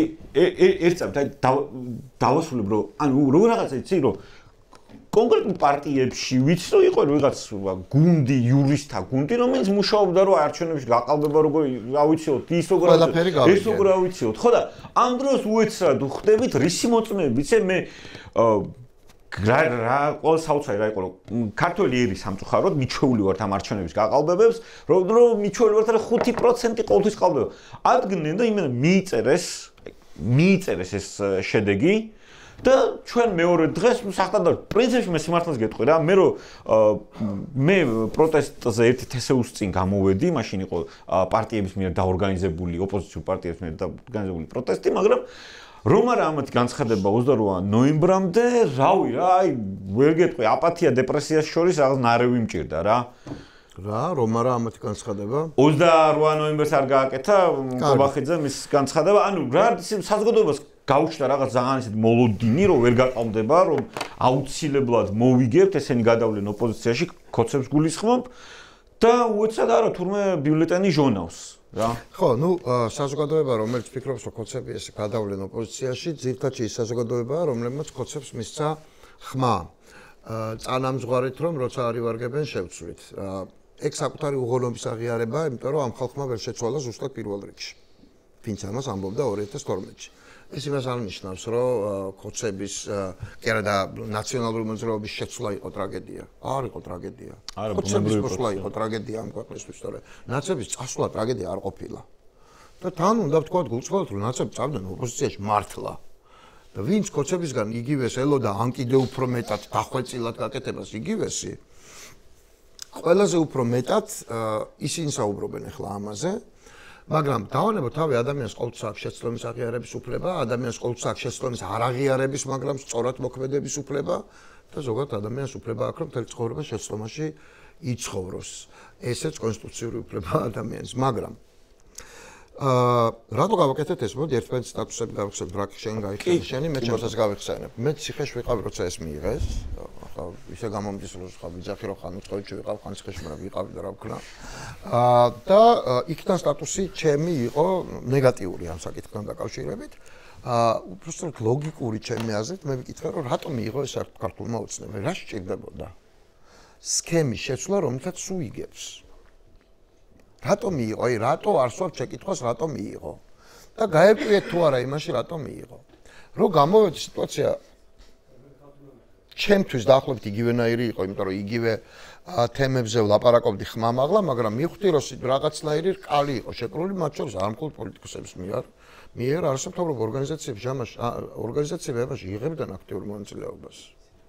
იღებდნენ მათ შორის მედიასთანაც ჰქონდათ რეკომენდაციები, რომ არ პოლიტიკოსებთანაც და პოლიტიკოსებსაც მედიასთან მოკლედ რაღაცა ჩაკეტილი წრე წარმოიშვა, სადაც სწორად იყო განსაზღვრული ტაქტიკური ნაწილი, რომ თუ ვილაპარაკებთ რომ არჩევნები გაყალბდება, მას ხალხი არ მოვა. ეს სწორია, აბსოლუტურად ლოგიკური ურთიერთგამოკიდებულება, მაგრამ სტრატეგიულად აღმოჩნდა არასწორი, რომ მე ჩვენს დავიჭერეთ რაღაცა ეტაპზე, რომ ვერ გაყალბდება. როცა ერთ ეგერს ლაპარაკობს, სულ მე რაღაც დროს გიჭირს საკუთარი თავის გადარწმუნება. მე პოლიტიკოსებზე და კიდე NGO-ებზე ამის დაბრალება ცოტა უსამართლობად ვიმაჩნია, იმიტომ რომ ძალიან ბევრი ადამიანი, ვინც აბრალებს, თვითონ იყო დამკვირვებლები უბნებზე და არათუ ვერაფერი ვერ გააკეთა, იქიდან გამოვიდა დეპრესირებული, შეშინებული, გაუბედურებული, ლამის ქვეყნიდან გაიქცა. ძალიან ბევრი გამბედავი ადამიანი. იქ შეესწრენ პირველად სინამდვილეში რა არის ქართული ოცნება. თან არა პოლიციის, ვიღაცა პროკურორის ან გაყიდული მოსამართლის დონეზე, არამედ რიგითი მიმდევრების დონეზე, სკოლის მასწავლებლების დონეზე, რომლებიც მწვანე ხალათებში გამოწყობილები თავში ურტყავდნენ, დიახ, ვიღაცა მწერლებს და მხატვრებს რო ეგონათ რომ ეხა მე რო შევალ მაშინ უბანში გაიშლება საფიხვნო გახდება და მე რასაც ვიტყვი იმას ან ჩემი თანდასწრებით მაინც როგორ ჩააგდებენ კი თვითონ ჩაყარეს კი ნაღამ საარჩევნო ყუთებში და იქ მიხვდნენ რომ ისინი არაფერი არ არიან სინამდვილეში ამ საზოგადოებაში და ზედმეტად პოზიტიური ფონის მომზადებით მათი სიმართლე ამ ზედმეტად პოზიტიური ფონის მომზადებით ნიკა რა მე არ მივაჩნია რომ ზედმეტად პოზიტიური ფონი იყო მაგრამ მოდი ერთი წამით ესე ვიმსჯელოთ საარჩევნო სტრატეგიამ გაამართლა თუ არა იზომება იმითი რეალური შედეგები როგორი იყო რეალურად წააგო ქართულმა ოცნებამ მეორე საკითხია ოპოზიცია მომზადებული შეხვდა თუ არა მასობრივ ძალადობას და ძალადობა არ არის მარტო თავში დუბინკის რტყმა ძალადობა არის არჩევანის წარსწმევაც ხო ჩვენზე ამბობენ ხოლმე რომ განსაკუთრებით ჩვენ კოალიციაზე რომ თქვენ იზეიმეთ რომ არჩევნები მოიგეთ ვიზეიმეთ იმის მიხედვით რა შედეგებიც რეალურად დადგა და ეს შედეგები გამოაცხადა ორმა ეგზიტ პოლმა განსხვავებული არხების და განსხვავებული ორი ამერიკული ორგანიზაციის. ერთი და იგივე პრაქტიკულად 9% სხვაობით. რაც ქართული ოცნება დამარცხდა. ასე ზეიმობს ყველა ქვეყანაში ადამიანი არჩევნების შედეგებს. 2 საათის მერე ქართული ოცნება რომ გამოაქვეყნებდა გაყალბებულ არჩევნებს სრულიად პირიქით შედეგებით, ამას უნდა დავლოდებოდი. ანუ ეს არ მესმის ზოგჯერ მეჩვენება რომ მიზეზების ძიება განსაკუთრებით იმ ხალხში მე მაგ ხალხს ვეძახი მაინც ბოლო გადავირჩევთ ხალხს ვერ გადაირჩიეთ მეგობრებო და თქვენ თავს დააბრალეთ რომ ვერ გადაირჩიეთ იმიტომ რომ საზოგადოების დიდი ნაწილი რომელიც კოცებს ხმას არ მისცემდა ამ ტიპის ხალხმა დაარწმუნა იმაში რომ ბოლო გადავირჩევთ აბა ეს ფრაზა ისა რა ქვია მოლიპულ ნიადაგზე კი არ გაჩნდა ნოყიერ ნიადაგზე გაჩნდა სადაც ანუ ეს ფრაზა გააჩინეს მათ შორის ჩემმა მეგობრებმა ინტელექტუალურმა ხალხმა რომლებიც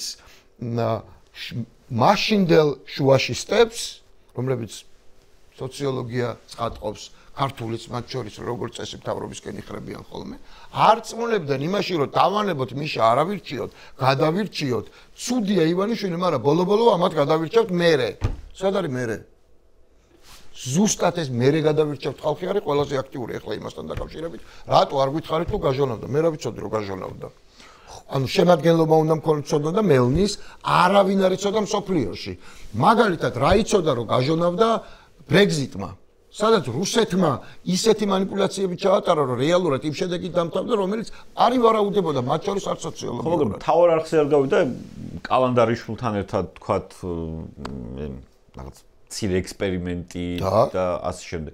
ანუ ესეთი პროცედურა რომელიც იყო რეალურად მე არ ვიცი გავიდა თუ არა მართალი გითხრათ მაგრამ ამგვარი იყო პროცედურა რომელიც იყო ოფიციალური. და ის რომ მელნის შემადგენლობა შეიცვალა 2 დღით თუ 3 დღით ადრე ის რომ ქაღალდის გამჭვირვალობა შეიცვალა 2 დღით თუ 3 დღით ადრე ნუ რაღაცა ხარისხი თუ რაც არის არ ვიცი ხა მაგებს რა ქვია ეს ან თავარახს უნდა ცოდნოდა ან ჩვენ კოალიციას ან ნაცმოძრაობას ან ლელოს ან ვინმე სხვა ან იგივე ხა ანიციფინდა რომ კიო და პირადობის ჩამოთვალებზე და არ იყო რეაქცია იმდენად დიდი არც ერთი და მის პარტია მაშინ ყველაზე დიდი იყო და ქონოდა მე მაშინ ვარ ხო ეხლა აღარ არის ჩვენია აქ ჩვენ ერთიან ოპოზიციას ვლაპარაკობთ ამ შემთხვევაში სხვა რამ მაინტერესებს სხვა რამეს გულისხმობ ჯერ არ შეიძლება რომ მარტო ერთი პარტიის მომხრეს წაართო პასპორტის არ ხდება მაგრამ იდენტიფიცირებულ ამორჩეველს შეიძლება წაართო კი ბატონო მაგაში გეთანხმებით ამიტომაც იყო ეგზიტ პოლებსა და ჩვენი და ნაცების შედეგებს შორის ძალიან დიდი სხვაობა და ამიტომაც არ იყო ეგზიტ პოლებსა და ლელოსა და გახარიას პარტიებს შორის ძალიან დიდი სხვაობა იმიტომ რომ მაინც ჩვენ ორი ამორჩეველი უფრო იდენტიფიცირებული იყო ჩამორთმეული მოწმობები უფრო გასაგები იყო და იქ ამორჩეველი მაინც უფრო შემთხვევითი იყო. ახლაც არსებობდა ხალხი, აი მერე შევცვლით კატეგორიიდან, მაშინ რომ მერე შევცვლით, ეხლა იყო ხალხი, რომელიც ამბობდა შემდეგ ტექსტს. ესენი მაინც გადიან და ისინიც გავიყვანოთ. აი რა ისინიც გავიყვანოთ, რა კონსტრუქციებს და ინჟინერიას აწყობ. მიეცი ხმა იმას, ვინც სწორად მიგაჩნია. ეს არის სასაცილო, გულუბრყვილო და სახელმწიფოებრივი გამოცდილების არ მქონე საზოგადოების ტექსტები ორივე. იმას შევცვლით ბოლო-ბოლოს ესეთი იყო და ეს კიდევ უფრო არესია, რომ მე გახარიას იცით რა თქვენი მომხრე ვიყავი, მაგრამ გახარიას მივეცი ხმა, იმიტომ რომ ვიცოდი რომ თქვენ მაინც გადიოდით და ის მაინც გავიყვანე. ამაზე უმწიფარი ტექსტი ეს არ უნდა თქვა მაინც თუ ესე გააკეთე მართლა. ამაზე უმწიფარი ცხოვრებაში არაფერი არ გამიგია, ოღონდ მართლა. ვინ გადაიყვანე, საიდან გადაიყვანე, ადამიანი არჩევანს აკეთებს, იმიტომ რომ ასე ან ფიქრობს, ან არ ფიქრობს. ვინსად გადაიყვანე, რომელი პოლიტექნოლოგი ხარ, რომელი რა ქვია სოციალური ინჟინერი ხარ თუ პოლიტიკური ინჟინერი ხარ, ვინ გეკითხება სად რა გადავა, როგორ გადავა და რანაირად გადმოვა, ხო? გაიყვანე ის, ვინც მიგაჩნია სწორად, უღალატოდ და პირდაპირად. ეხლა რომ მეუბნებიან სამაგიეროდ რომ გახარიას მივეც ხმა, მაგრამ რანაირად შედის, არც გამოსულა პარლამენტიდან და ეხლა როგორ შედის ადგილობრივი თვითმმართველობის არჩევნებზე, მე რატომ მეკითხებით, მეგობრებო? ხო გადაიყვანეთ. ხო და ეხლა თქვენ თვითონ მიხედეთ ადგილობრივ არჩევნებზე შევა თუ არა? მე არ შევდივარ. და არც ჩემი კოალიციიდან არავინ. აქ მინდა დაგაზუსტებინო რა იცი, ამ ეტაპზე რაში ხედავ შენ და შენი პარტიის როლს და 2024 წლის არჩევნების პროცესში, ანუ რა შეგეძლოთ გაკეთებინათ უკეთ ან სხვანაირად? ბევრი რამე. უკეთესად ბევრი რამე შეგვეძლო გაკეთებია, ჩემი აზრით, უბრალოდ ჩვენ ვიყავთ 3 თვის პარტია, თუ 4 თვის პარტია. აქედან ხო, მაგრამ საკმაოდ ბევრი ფინანსური რესურსით, ხო და ამასთანავე მე არ ვიტყოდი რომ საკმაოდ ბევრი ფინანსური რესურსით, ოღონდ არასაკმაოდ ბევრი ჩემთვის. ნუ გააჩნია ხო მის ფინანსური რესურსები, იგივე გახარიასთან შედარებით მეტი რესურსი გქონდათ გაცილებით. და გახარიას რესურსები რა ვიცით? ნუ აი მაგალითად 2 ლარი დახარჯა გახარიამ სიტყვაზე ამ მწვერვალზე. რამდენი დახარჯა? რაც გამოვიდა შემდგომში. მე რაც გამოვაქვეყნა იქიდან რამდენი იცით? ჩემზე როგორ აგაქვთ? მე რამდენი დავხარჯა ჩემს კოალიციაზე როგორ აგაქვთ? როგორ წარმოდგენა ერთი წამი. როგორ შეიქმნა წარმოდგენა? ნახეთ უფრო მეტი რეკლამა და ნახეთ ბანერები.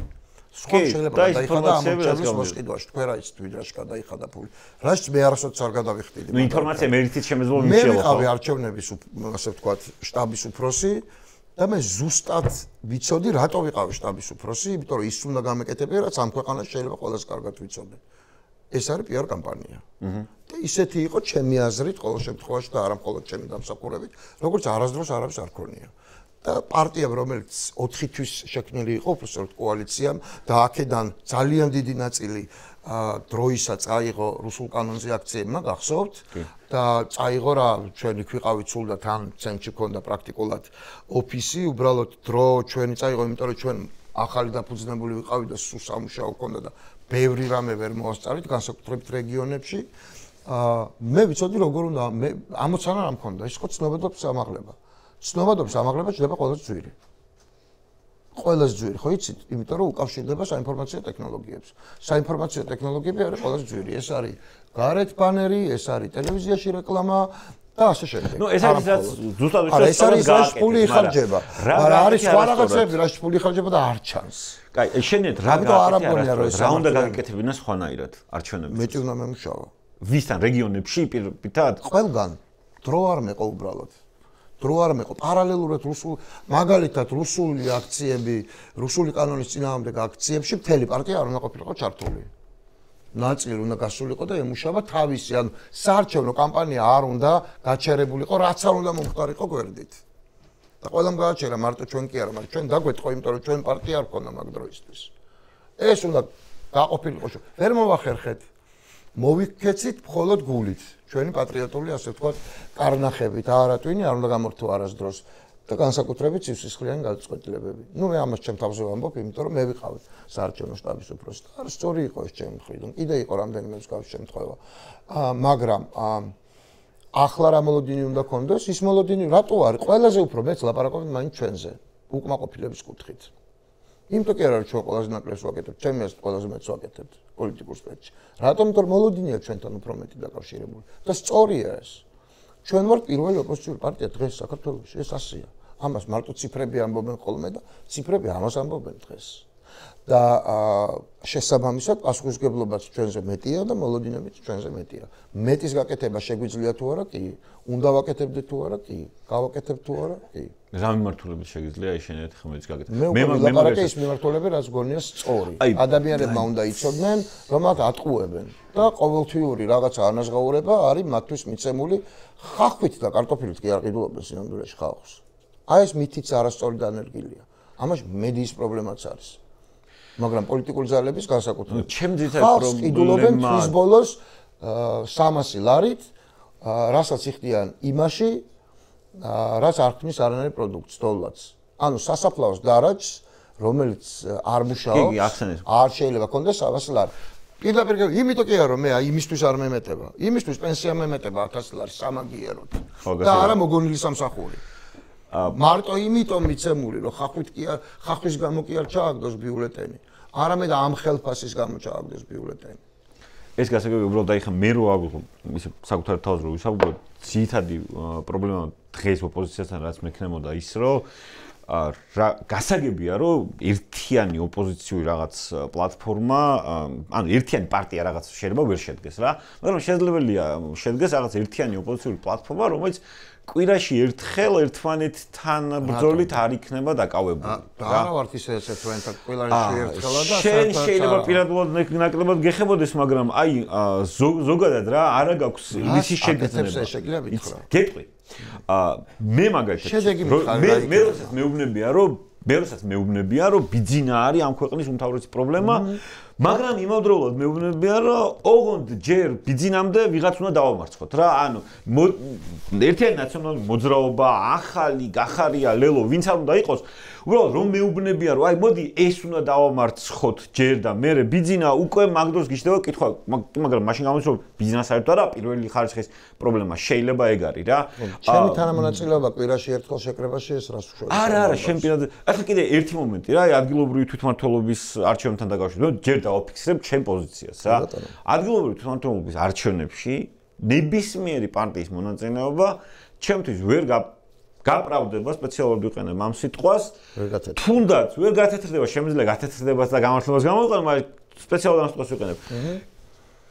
თუნდაც იქიდან გამომდინარე, რომ ელემენტარულად სანამ ამდენი პოლიტპატიმარი გვყავს, ნებისმიერ პარტია, რომელიც გადაწყვეტს თვითმმართველობის არჩევნებში მონაწილეობის მიღებას, უნდა მივიდეს მაშინ ამ პოლიტპატიმრებთან და მათ მშობლებთან და ჯერ მათგან გამოითხოვოს, აი მორალურად რომ მართალიყო. არ მაგალითებს ნახე ერთად დავასრულე. უკვე მეორე პუნქტობრივად თუ გინდა. მეორე რა მომენტია, კიდე იცი რომ ამ პირობებში ანუ, როდესაც მე მეუბნებიან, რომ თვითმმართველობის არჩევნებში მივიღებ მონაწილეობას და რაღაცას მოვიგებ და უდას გამარჯვებას მოუტან ქართველ ერს და ამ შემდეგ, პირობებში, როდესაც კანონები გაუარეს და მათ შორის საარჩევნო კანონმდებლობა, როდესაც სუსი ისევ გარემტრებით ძებნით კი არა დაკავებული, ისევ და ისევ დაკავებულია იმით, რომ არჩევნები კიდევ უფრო უკეთ გააყალოს, ანუ, როცა უკეთესობისკენ არაფერი შეცვლილა, ამ დროს მეუბნები, რომ რატომღაც უნდა მივიღო კიდევ ერთ არჩევნებში მონაწილეობა, მე ვერ ხვდები რას ვიღებ ამით.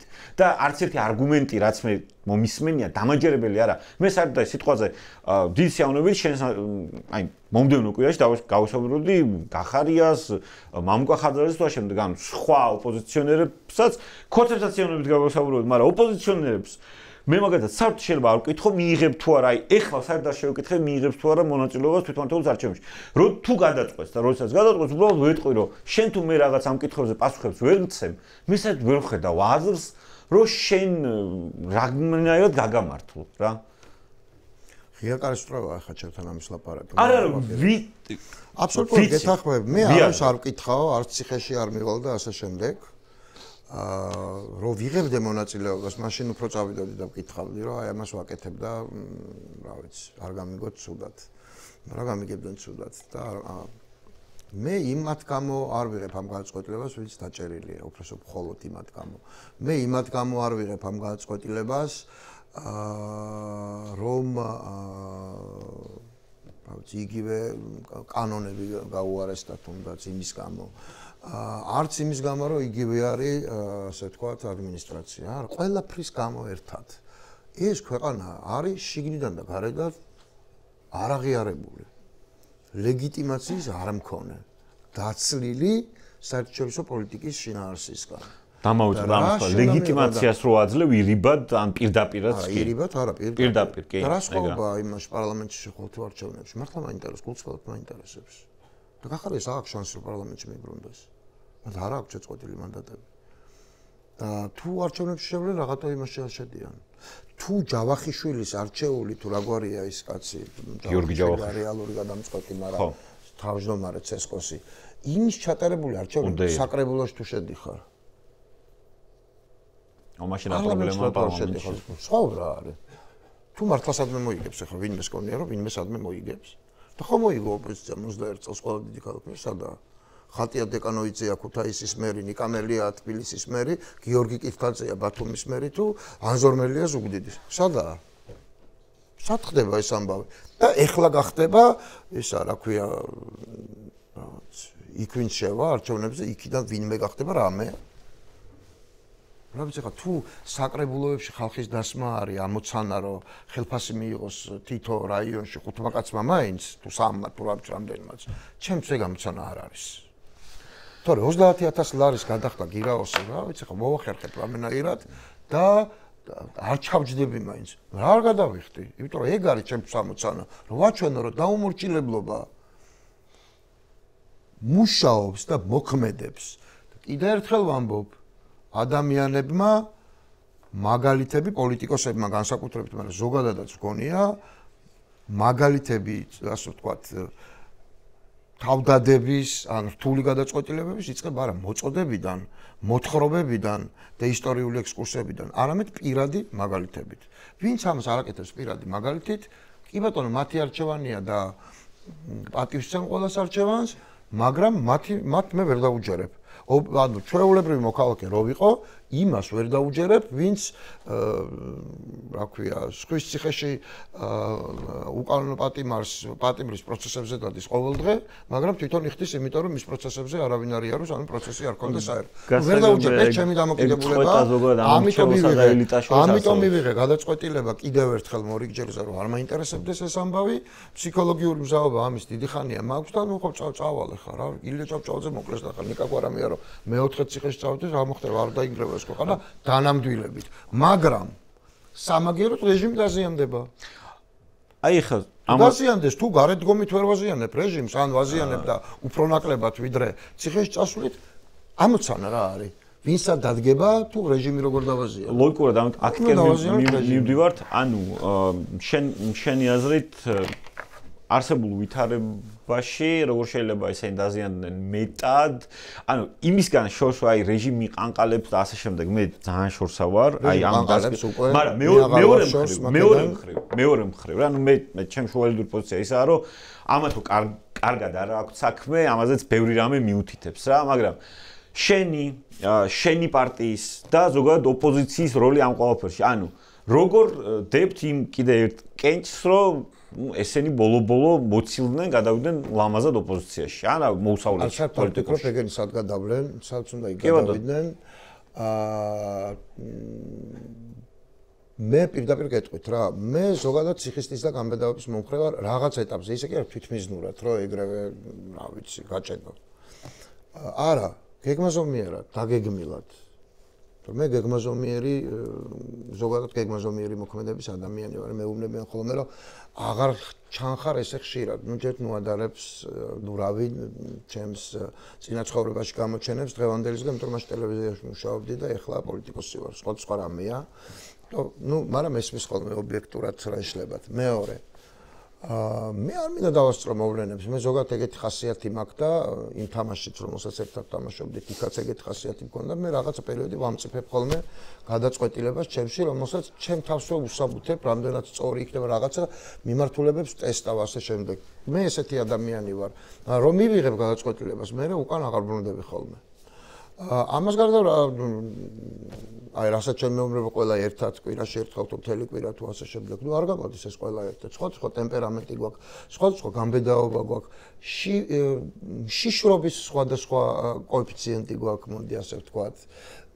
ყველას აქვს რაღაცა, მაგრამ სხვადასხვანაირი, ამიტომ რთულია ასეთ ვითარებებში შეთანხმებული გადაწყვეტილების მიღება, იმიტომ რომ გადაწყვეტილება თავად ძალიან რთული, იმიტომ რომ ჩვენ უნდა წავიდეთ იმაზე საიდანაც ან ვიმარჯვებთ, ან უკან დასაბრუნებელი გზა არ არის. ესეთი არის ჩვენი სამშობლოს ვითარება და ქოცებმა მოიტანეს ეს ვითარება. ჩვენ ხო არ მოგვიტანია და არ ყოფილა ამ ქვეყანაში ესეთი ვითარება. რა ვიცი, 21 წელს იყო შეიძლება, რა ვიცი, სხვა დროს იყო, მაგრამ ახლა რო არის ბოლო რესპუბლიკის პირობებში, ბოლო დამოუკიდებლობის პირობებში არ ყოფილა ეგეთი. 21 წელს გავს ყველაზე მეტად. ან ქართველი პატრიოტები, ან რუსები და ესეა მართლა მე კი არ ვიცი ხო ყველა ქოცი რუსია.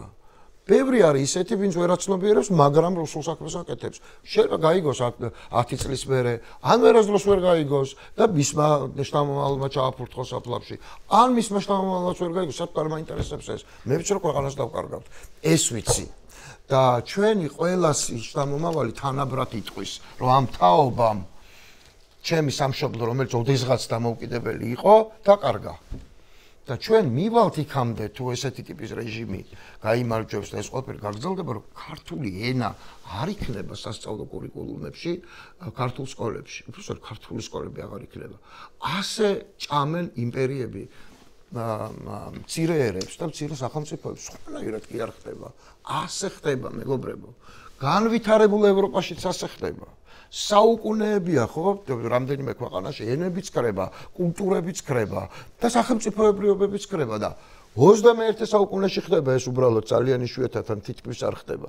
და ჩვენ მაინც და მაინც ეხლა გამოვერწვეთ ამ ჩვენი უბედურებით. მაშინ როცა ყველაზე უფრო მძიმე საუკუნეები და ათასწლეულები, როცა ერები, სახელმწიფოები და ენები ქრებოდნენ, იქ გავძვერით და 21 საუკუნეში, რაც ეს ყველაზე მეტად დაცულია, იქ გჭირს უბედურება. ოღონდ არ შეფასება, არასათანადოდ შეფასება იმის თქვა, რომ ჩვენ არ გჭირს სახელმწიფოებრივი უბედურება და ისტორიული უსკროლის პირას არ ვდგება. არასათანადოდ დაფასება გჭირს სახელმწიფოებრივი უბედურება და ისტორიული უსკროლი არის იქ. და აი ამ ფონზე გაცილებით რომ გაუგებარია ის რომ ოპოზიცია ვერ ახერხებს მაინც გაერთიანება. შენ იმაზე არ ვამსხვერპლებ. თვითმიზნური და არა, მე რა. ჩვენ რა გვაინტერესებს, რომ ვიღაცები ერთად იდგნენ, თუ შედეგი მივიღოთ.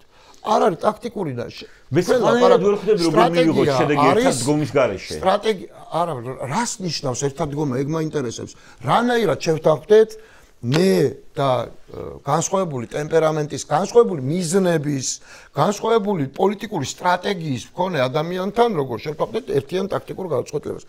მართლა მაინტერესებს. როგორ შეიძლება სტრატეგიულში ქოლგაში არ ვიყო შეთანხმებული და მის ქვემოთ რაც არის, იმაში ვიღაცა შევთანხმდე. ხა, ვინც მიდის ადგილობრივ არჩევნებზე, იმას როგორ შევთანხმდე იმაზე, რომ ეს ბიძინა ივანიშვილის რეჟიმს ჭირდება ყველანაირი რყევა, მათ შორის აი ეს მოპარული ფულის ხალხისთვის დარიგების ნაწილში. ამაზე როგორ შევთანხმდე იმას, ვინც ადგილობრივ თვითმმართველობაზე მიდის, იმიტომ რომ 300 ლარი თვეში მარტო იმან კი არ მიიღოს, ვინც ფსევდო მოსაფლავეა, არამედ მისი პარტიის ფსევდო საკრებულოს ფსევდო წევრმაც. იმას როგორ შევთანხმდე იმაზე, რომ ერთიანად უნდა ვიმოქმედოთ. აი მართლა მაინტერესებს. მოგეთ წარსულ შევეხეთ აწყოსაც, უბრალოდ საუბარში ვახსენე ორი თემა, რომელიც მინდოდა კითხვის დასმა და მეტანაკლებად მომავალზე საუბარი. ორივე ვართ აფხაზეთიდან. შენ ხომ მე-11 სკოლაში დადიოდი? კი, დავდიოდი. ხო, დავდიოდი, ეგრე გამოსცემ, იმიტომ რომ არ დამთავრებია, აქ დავამთავრე. ლეონტი იყო ქუხლავ დირექტორი შენს დროს. ხო, ან მეც მოვესწარე ეს თქვა ლეონტის. ორივე მე-11 სკოლაში დავდიოდით. ხო, ანუ ჩვენთვის სოხუმი კინეული საკითხია, ანუ მე მუდამ ვიტყვი, რომ მე დავრჩები სოხუმელიდან, ჩემი იდენტობის უდიდესი ნაწილი ეგ არის, ანუ სოხუმელი ვარ, ხო? მაგრამ მეორე მხრივ ჩვენ ყველს კარგად ხვდებით, რომ პუტინი მარტო არ იყო მანდ პრობლემა რა, ანუ ჩვენ როდესაც დევნილები გავხდით. ჩავმითვალე რუსული გვარები, შენთვის საძულველი, როდესაც ჩვენ დევნილები გავხდით. მე შემიძლია ჩავმითვალე კოზირევი, პასტუხოვი, ელცინი, გრაჩოვი. ანუ ესენი იყვნენ იმ დროს რუსეთის ხელისუფლება რა, ანუ საითკენ მყავს ხო რუსეთი როგორც პრობლემა და ამ შემთხვევაში მე ზოგადი კითხვა კი არ მინდა დავსვა, ანუ აი შენ როგორ ხედავ რუსეთთან ურთიერთობას? მე მაგალითად, მოდი რო გითხრა რა, ის ლოზუნგი რაც ამათ ჰქონდათ ქოცებს არაომს კი მშვიდობას იმუშავა, იმიტომ რომ ამ ქვეყანას ომის ტრავმები აქვს გამოვლილი ვეებერთელა მონსტრთან, ხო? მაგრამ აი შენ როგორ ხედავ, როგორ შეიძლება დაალაგო რუსეთთან ურთიერთობა, ხო? ანუ ამ ტერიტორიებს შენ იურიდიულად ვერ აღიარებ, ამ ტერიტორიების დაბრუნებას თუ რუსეთი გვერდზე არ გაიწევა, შენ ვერ ახერხებ, ტერიტორიების დაბრუნების გარეშეც შენ რუსეთთან აი რა ფორმით წარმოიდგენია? რა თქმა უნდა, რუსეთი რო გვერდზე გაიწევა, მაშინ მოახერხებ? ეგ კიდე ცალკე პრობლემაა და ცალკე დილემაა და პლუს ახლა რა მინდა თქვა, რომ იგივე არავის არ ახსოვს დღეს არავის არ ახსოვს, მაგრამ ერთიან ნაციონალურ მოძრაობის დროს მე ძალიან კარგად მახსოვს, ვანომირაბიშვილი იყო პრემიერ-მინისტრი და გამოვიდა ახლა ადამიანი და ამბობს, რომ რუსულ პეკუნია ნონოლეტ, ესე ვთქვა, ხო, ვესპასიანის ცნობილი, ხო, პერიფრაზია, ფულსუნი არა, ხო, ანუ არავის არ ახსოვს, რომ ნაციონალური მოძრაობაც ცდილობდა რუსეთთან ორჯერეცა და თან რუსეთთან პრაგმატული პოლიტიკა ქონოდა. რა, შენ როგორ წარმოვიდგენია, როგორც პოლიტიკური ძალის ლიდერს? თუ რამე არ იყო შეცდომა, ესეც არ იყო მათ შორის ნაციონალური მოძრაობის. მეცაც გეტყვი, მე არა ვარ ისე ისტერიულად და შფოთვითად განწყობილი ბევრ შემთხვევაში სამართლიანადაა ხალხი ეგრე განწყობილი რუსების შემოდინებაზე ომის დროს გაწოვა მოხდა, მაგრამ მან თავარი საშფოთი ის არის, რაც ნაციონალური მოძრაობის დროს არ ხდებოდა, სახელმწიფო მიცოდა ვინ შემოდიოდა და ეს საფრთხეს უქმნიდა თუ არა სახელმწიფოს. ნაცების დროს ეს იცოდნენ და რუსებს ფულს ახარჯინებდნენ. და კოცების დროს ეს ან არიციან, ან პირიქით საფრთხის შემცველებს უფრო უშვებენ, ვიდრე ასე ვთქვათ, ანტიპუტინისტებს, ხო? αλλά ფულს ხარჯავდნენ ახლა ეს არ მიმაჩნია პრობლემა. მაგრამ ტრავმას რაც შეეხება, ხო? ტრავმები საშიში რამეა.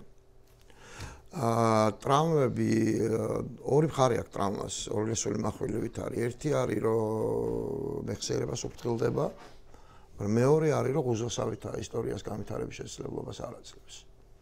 ეს არის ტრავმა. მე ხშირად უყურებ ხოლმე ბუჩამდე იყო აფხაზეთი ეს ფილმი ვნახე მე ევროპის საქართველოს გაკეთებული და კარგად გაკეთებულია. კარგად გაკეთებული რა, ანუ აღნუსყულია. კი, კარგად შეიძლება ასე ითქვას. ეს მაგალითად მომყავს როგორც ტრავმის მუდმივად განახლებადობა. ან ტრავმა ხო მუდმივად განახლებადი რამ არის, თუ ამაზე ვიღაცა ზრუნავს. კი ბატონო. ბუჩამდე იყო აფხაზეთი ეგეთ რამეა. მოდი ხა დავფიქრდეთ კარგად, ხო? მე არ მაქვს ამაზე პასუხი, ამიტომ ვკითხულობ. ეს ჭირდება საზოგადოებას, რომ გაიხსენოს მუდმივად აფხაზები ქართულ ქალებს როგორ აუპატიურებდნენ? თუ ისტორიულ მეხსიერებას ჯობია რაღაცა გადაულოცოთ, თუ გინდა რომ წინ წავიდეთ. იმიტომ რომ აფხაზეთშიც არის სახელმწიფოები, ქართველები როგორ აუპატიურებდნენ გაგრაში ქალებს. რა არის მართალი და არა ამაზე არ ვჯელობ ახლა. ბუჩამდე იყო აფხაზეთი სულად მართალია. მე თვითონ მაქვს გამოკვლეული ეს, ანუ პროკურატურაში მაქვს გამოძიებული მაგალითად. ხო, აქ ფაქტებზე საუბრობთ მაინც კი ბატონო. ხო, განჩენზე არ ვილაპარაკებ. ეს ერთი რაზეც უნდა შევთანხმდეთ ერი. მეორე ჩვენთვის ყველაზე უფრო მძიმე ტრავმა არის მაინც 2008 წელს ესე შედგა. ჩემთვის არა. აღარავის აღარ ახსოვს, რომ 93-ში ვიყავით თითქოს დევნილები. ხო, ეს საბოლოო ხდება. ნაციონალური ტრავმა ამ ქვეყნის ყველაზე ახალი გახსნილი არის მაინც 2008 წელი. ჩემთვის ძალიან სამწუხაროა, იმიტომ რომ აფხაზეთის დაკარგვის მასშტაბის ამ ქვეყანას ბოლო 2 საუკუნეში დამოუკიდებლობის დაკარგვას თუ არ ჩავთვლით, აფერი არ მოსულია.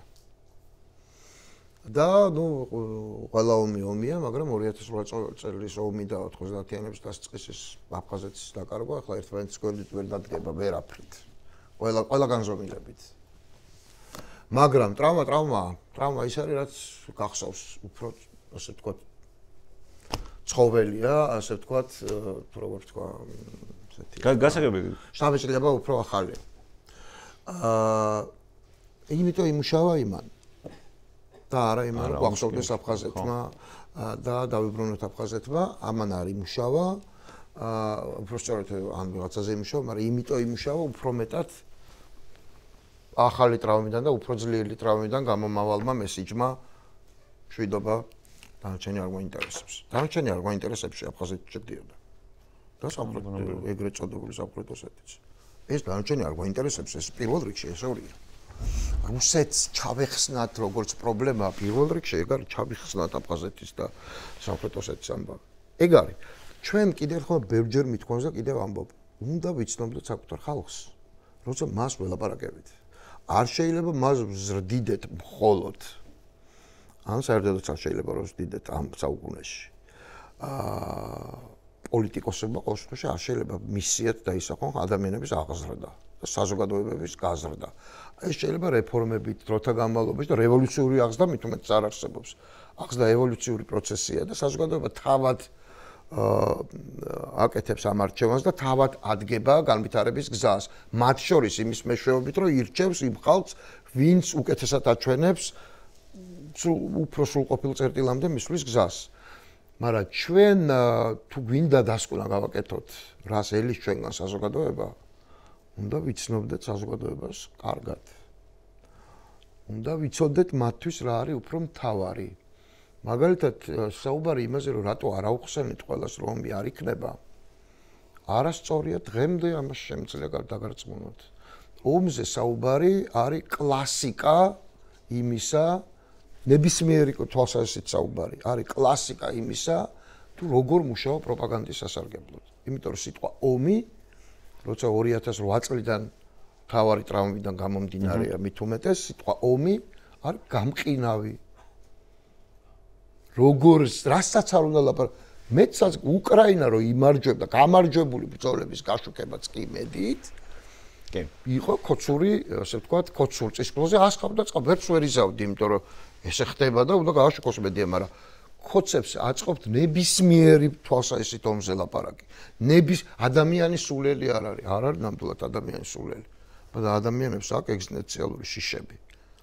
და როცა იცი რომ 2008 წლის ომზე ყველაზე უფრო მეტად ფიქრობს, ვიდრე იმაზე, რაც მთელი თაობიდან თაობას გადაეცემოდა მაგალითად ტერიტორიულ მთლიანობაზე, ამას ანგარიში უნდა გაუწიო და მეორე. ისე გვეუბნებოდა რატო არ ახსენით რომ ომი არ იქნება, ვიტყვი ამაზე არსებობს უნივერსალური, უმარტივესი და უმოკლესი პასუხი. ხო არ იცით შემთხვევით როგორ უნდა ახსნა რომ ხვალ ქარიშხალი არ იქნება. ან ერთთვის მერე არ იქნება. ეს ლოგიკა გასაგები, მაგრამ აი ისეთი ახსნები არ შეიძლება ადამიანების ნაივურობაზე, ზუსტად ეს არის პედალირება ადამიანების ნაივურობაზე და იმაზე რომ ადამიანების სულელები ხო არ გონია შენ გეკითხებიან ომის ხსენების ნაწილში და ამასობაში ადამიანები თვითონ გონიათ სულელები ეთქობა რომ მოუყვები რომ ევროკავშირია მთავარი მოკავშირე და ის არ დაუშვებს ომს ეს იყოს ბოლომდე მარწმუნებელი ამას უკრაინასაც ეუბნებოდნენ და ეს ამით ხალხი ვერ წმუნდება და უნდა მიხვდეს ის ოპოზიციური სპექტრი რომელიც იძახის რომ მოკავშირეობა ნატო ეს არის გამოსავალი და შემდეგ ეს ვერ არწმუნებს ხალხს საბოლოოდ და იმაზე უკეთ ვიდრე მე ვიქნები რუსეთისკენ იმიტომ რომ ომი არ იყოს ხოცური ნარატივი არის უმარტივესი და ზედაპირული და გაერთიანებული ოპოზიციური ნარატივი რომ ნატო ასე შემდეგ და არავინ არ იცის და რამდენი წლის შემდეგ ყველა საინტერესო ეგ არის იმიტომ რომ ეს არ არის ხომ ყისიერი ხომ ვინც არ უნდა მოვიდეს ხელისუფლებაში ეს ვერ იქნება იგივე მარწმუნებლობის მეგობრებო მიუხედავად იმისა რომ ის ტყუილია და ეს მართალი მაინც ვერ იქნება ჩვენ ხო იმაზე არ ვლაპარაკობთ რა არის მართალი და რა არის ტყუილი ჩვენ ვლაპარაკობთ იმაზე რომ წინას არჩევნოთ რა მუშაობს და რა არ მუშაობს. ნიკა ეს წინასაარჩევნო პერიოდი არის ტაქტიკის პერიოდი. უბრალოდ აი შენ როგორ წარმართავდი გასაგებია ეს ლოგიკა შენ როგორ წარმართავდი რუსეთის მიმართ პოლიტიკას? რუსეთის მიმართ ამ რეალობაში თუნდაც აი ეხლა რთული შეკითხვაა, მაგრამ რუსეთის მიმართ პოლიტიკის ასე ვთქვათ ბოლომდე ეკონომიკურ რეაქციებზე გადაყვანა მიმაჩნია სავსებით შესაძლებლად. მხოლოდ ეკონომიკური რეაქციებზე გადაყვანაზე და რუსეთი არ არის გაუტეხელი ძალა, მას საერთაშორისო ინტეგრაციული პროცესების შეჩერება არ შეუძლია, თუ ხელისუფლება არ გაუწვება და ეგრე გაუწვა უკრაინის ხელისუფლება თავის დროზე გულისხმობ იანუკოვიჩს და ეგრე უწვება ეს ხელისუფლება და ამიტომ გაზდის ორივეგან და სადაც არ გაუწვა, არსად არ გაუვიდა და ეხლაც ვხედავთ რომ ვერსად ვერ გაუვა და მეცაც გეტყვით უკრაინის ხელისუფლება არ გაუწვა ამერიკის ახალ ადმინისტრაციას. პირდაპირ ნიშნავს გაცილებით უთქმელეულო მოთხოვნაზე ვიდრე სახელმწიფოებრიობის დათმობაა ხო რაღაცა მინერალების დათმობა რომელიც ასევე სუვერენიტეტის ნაწილია სხვა შორის შიდა. არა და მორჩა.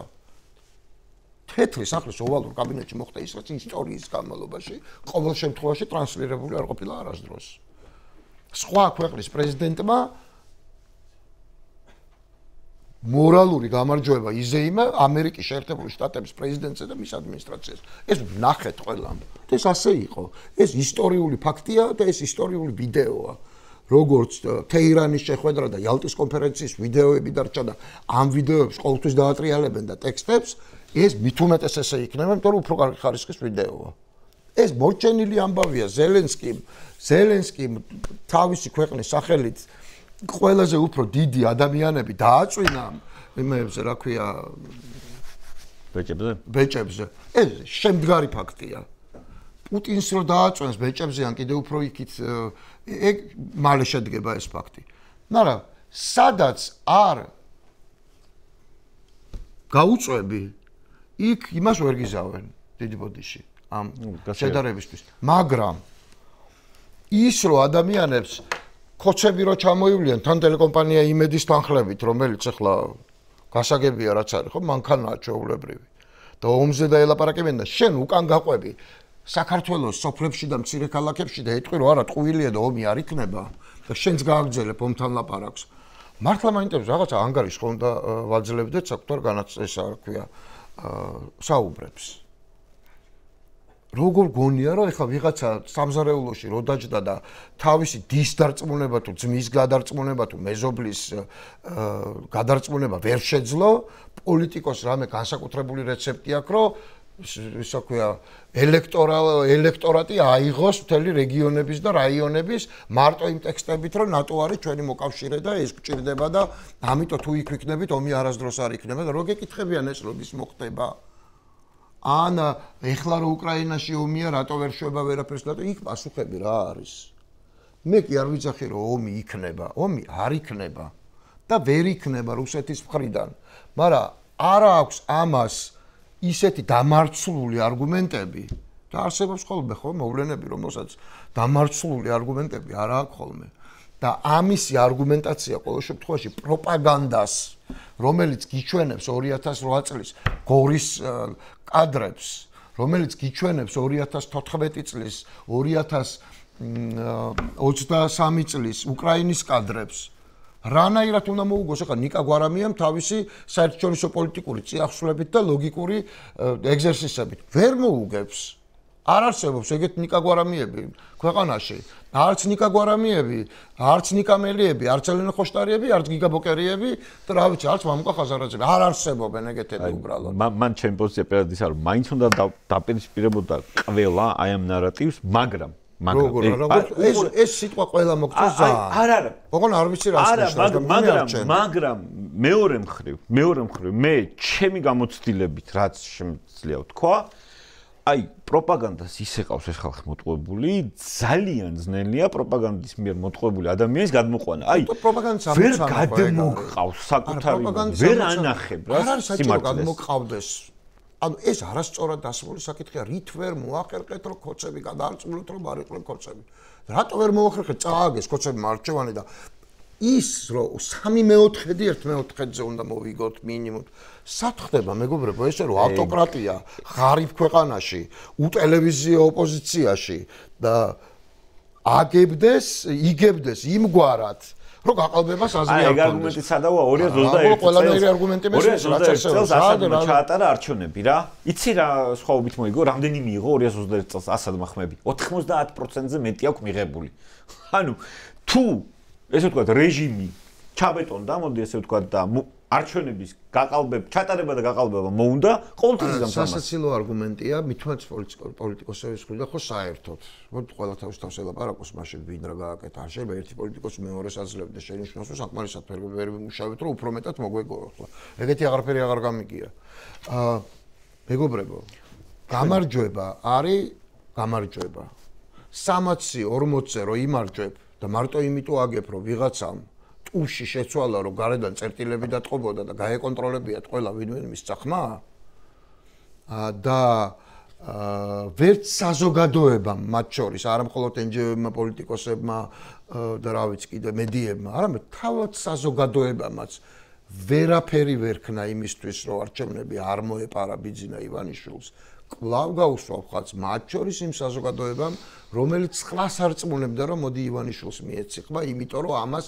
ეს შეცვლადია და ნაცები შეცვლადები არ არიან იმ საზოგადოებამ მე კი არ ვიცი რომ აფერი არ გააკეთეს ძალიან ეცადნენ ყველანი ვეცადეთ ვინც მივეცით ხმა წინააღმდეგ მაგრამ აი ეს საზოგადოება ხო გამოკრისტალდა როგორც აი ესეთი რაღაცნაირი სხვებისთვის დამაჯერებლობის მქონე რომ ყველაფერი შეცვლადია თავარია ჩვენ მოვინდობოთ ხო მოინდომეს და არ გამოვიდა ესე არ ხდება მეგობრებო ოლიგარქია არ არის ასალთის კოლოფი რო გადააგდო ფანჯრიდან ეგრე არ ხდება თუ მას ფესვებს გაადგმებინებ და ეგ გინდა არჩევნებით მოხდეს გინდა გადატრიალებაში მათთვის დახმარების გაწევით და ასე შემდეგ თუ მას ერთ მარცვალს ჩააგდებინებ მიწაში მე ძალიან რთულია მაგის ამოთხრა ოღონდ ვინც მარცვალი ჩააგდებინა ის არ შეიძლება სხვას ურჩევდეს საქმეს იმას კი არ ვიძახი რომ არ შეიძლება რომ სხვა არჩევანს აკეთებდეს და ბოლომდე წინააღმდეგ იყოს რეჟიმის ადამიანს კიდევ ერთხელ ვამბობ დღესაც ვიღაც ვინც გადმოვა კოცებიდან გინდა თანამდებობის პირი იყოს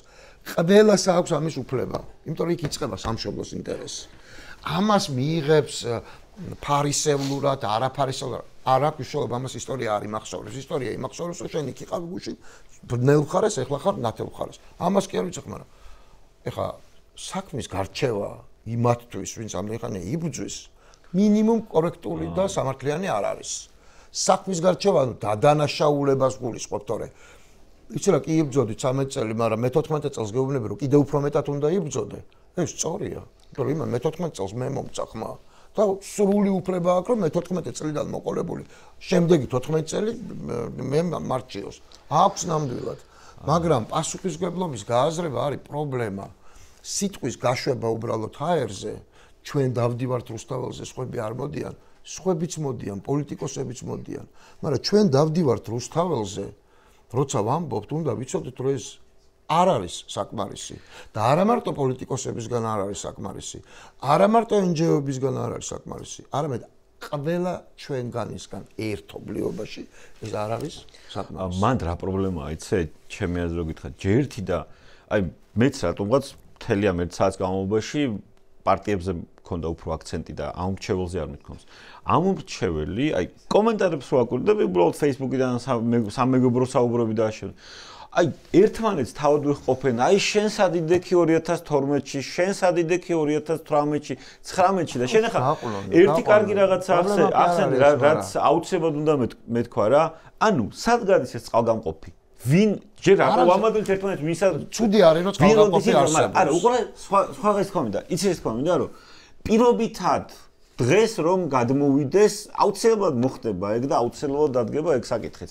ვიღაც, როდესაც ესენი დაიწყებენ ჩამოშლას, ვიღაც აუცილებლად გამოვა კონტაქტზე და იტყვის, რომ ნუ მოკლედ რაღაც ნაწილი მოითხოვს რაღაც გარანტიებს და წმინდა მაკიაველისტურ შეთანხმებას შემოგთავაზებს რა. და რას იტყვი? მე ხა შენ იტყვი, რომ ახლა არა ვიტყვი. მიადგები და შეახსენებ, რომ შენ აქ იდექი და იქ იდექი. ხო, მაგას გეუბნები რა, ანუ ბოლო-ბოლო რავი ამაზე დგას მართლობა ამერიკაში ხო ყველა გვაინტერესებს რომ ხალხი გავსაჯოთ თუ სამშობლო გადავარჩინოთ. აი ეგ მაგას არის ამოსავალი წერტილი. მე მაინტერესებს რომ სამშობლო გადავარჩინოთ, იმიტომ რომ ხალხის დასჯა აბსოლუტურად უნიშნელოა ისტორიისთვის. ამან შეიძლება რაღაცა მეხსიერება ქნას და ყველა დავჯელი ვერ წავა, რა თქმა უნდა, ახლა ძალადობრივი მაგრამ იქნება აუცილებლად კატეგორია, რომელიც გადარჩება. ეგეთები იქნებიან პოლიტიკოსები. კიდევ ერთხელ გეუბნები და მე ყოველ პროცესზე ვეუბნები მოსამართლეებს. პოლიტიკოსები გადარჩებიან, იმიტომ რომ როგორც წესი პოლიტიკური შეთანხმებების სუბიექტები არიან პოლიტიკოსები. და თქვენ ვერ გადარჩებით. თქვენზე და თქვენს უკანონო განაჩენებზე და თქვენს კორუფციაზე არავინ არ შეთანხმდება. ფეხებზე ეკიდებით ყველას, როგორც კი არ იქნებიან ხელისუფლებაში. ყველას გულისხმობ კოცებს. ეს არის ამბავი სინამდვილეში დაისჯება და სწორად შემსრულებელთა კასტა. სწორად, იმიტომ რომ ამ ქვეყანაში თუ არ დამთავრდნენ შემსრულებლები, ძალიან რთულია დამთავრდნენ შემკვეთები. აი ჩვენი ქვეყნის ყველაზე დიდი პრობლემა ეს არის, რომ აი შემსრულებლებს შუა რგოლს არასოდეს არ აქვს რაღაც პასუხისმგებლობის განცდა, რომ ის დაისჯება. ეხლა ესე არ მოხდება. უნდა დაისაჯოს. ესე აღარ მოხდება და ვერც მოხდება. იმიტომ რომ შემდგომში სხვებმა, რომლებიც რაღაც უთყვათ ბრძანებებს შეასრულებენ და მე იტყვიან, რომ მე რა ვქნა ძმაო, მე ბრძანებას ვასრულებდი, იმიტომ რომ დამავალეს, იმან იცოდეს, რომ ვიღაც დაისაჯა. თორე ესე არ გამოაქვეყნის შენება. ვარ, ოპოზიციაშიც სამყოფი ვარ და ბრძანებების გაცემა არის კატასტროფა, მაგრამ გულწრფელად გეტყვი და ამაში ღრმად დარწმუნებული ვარ.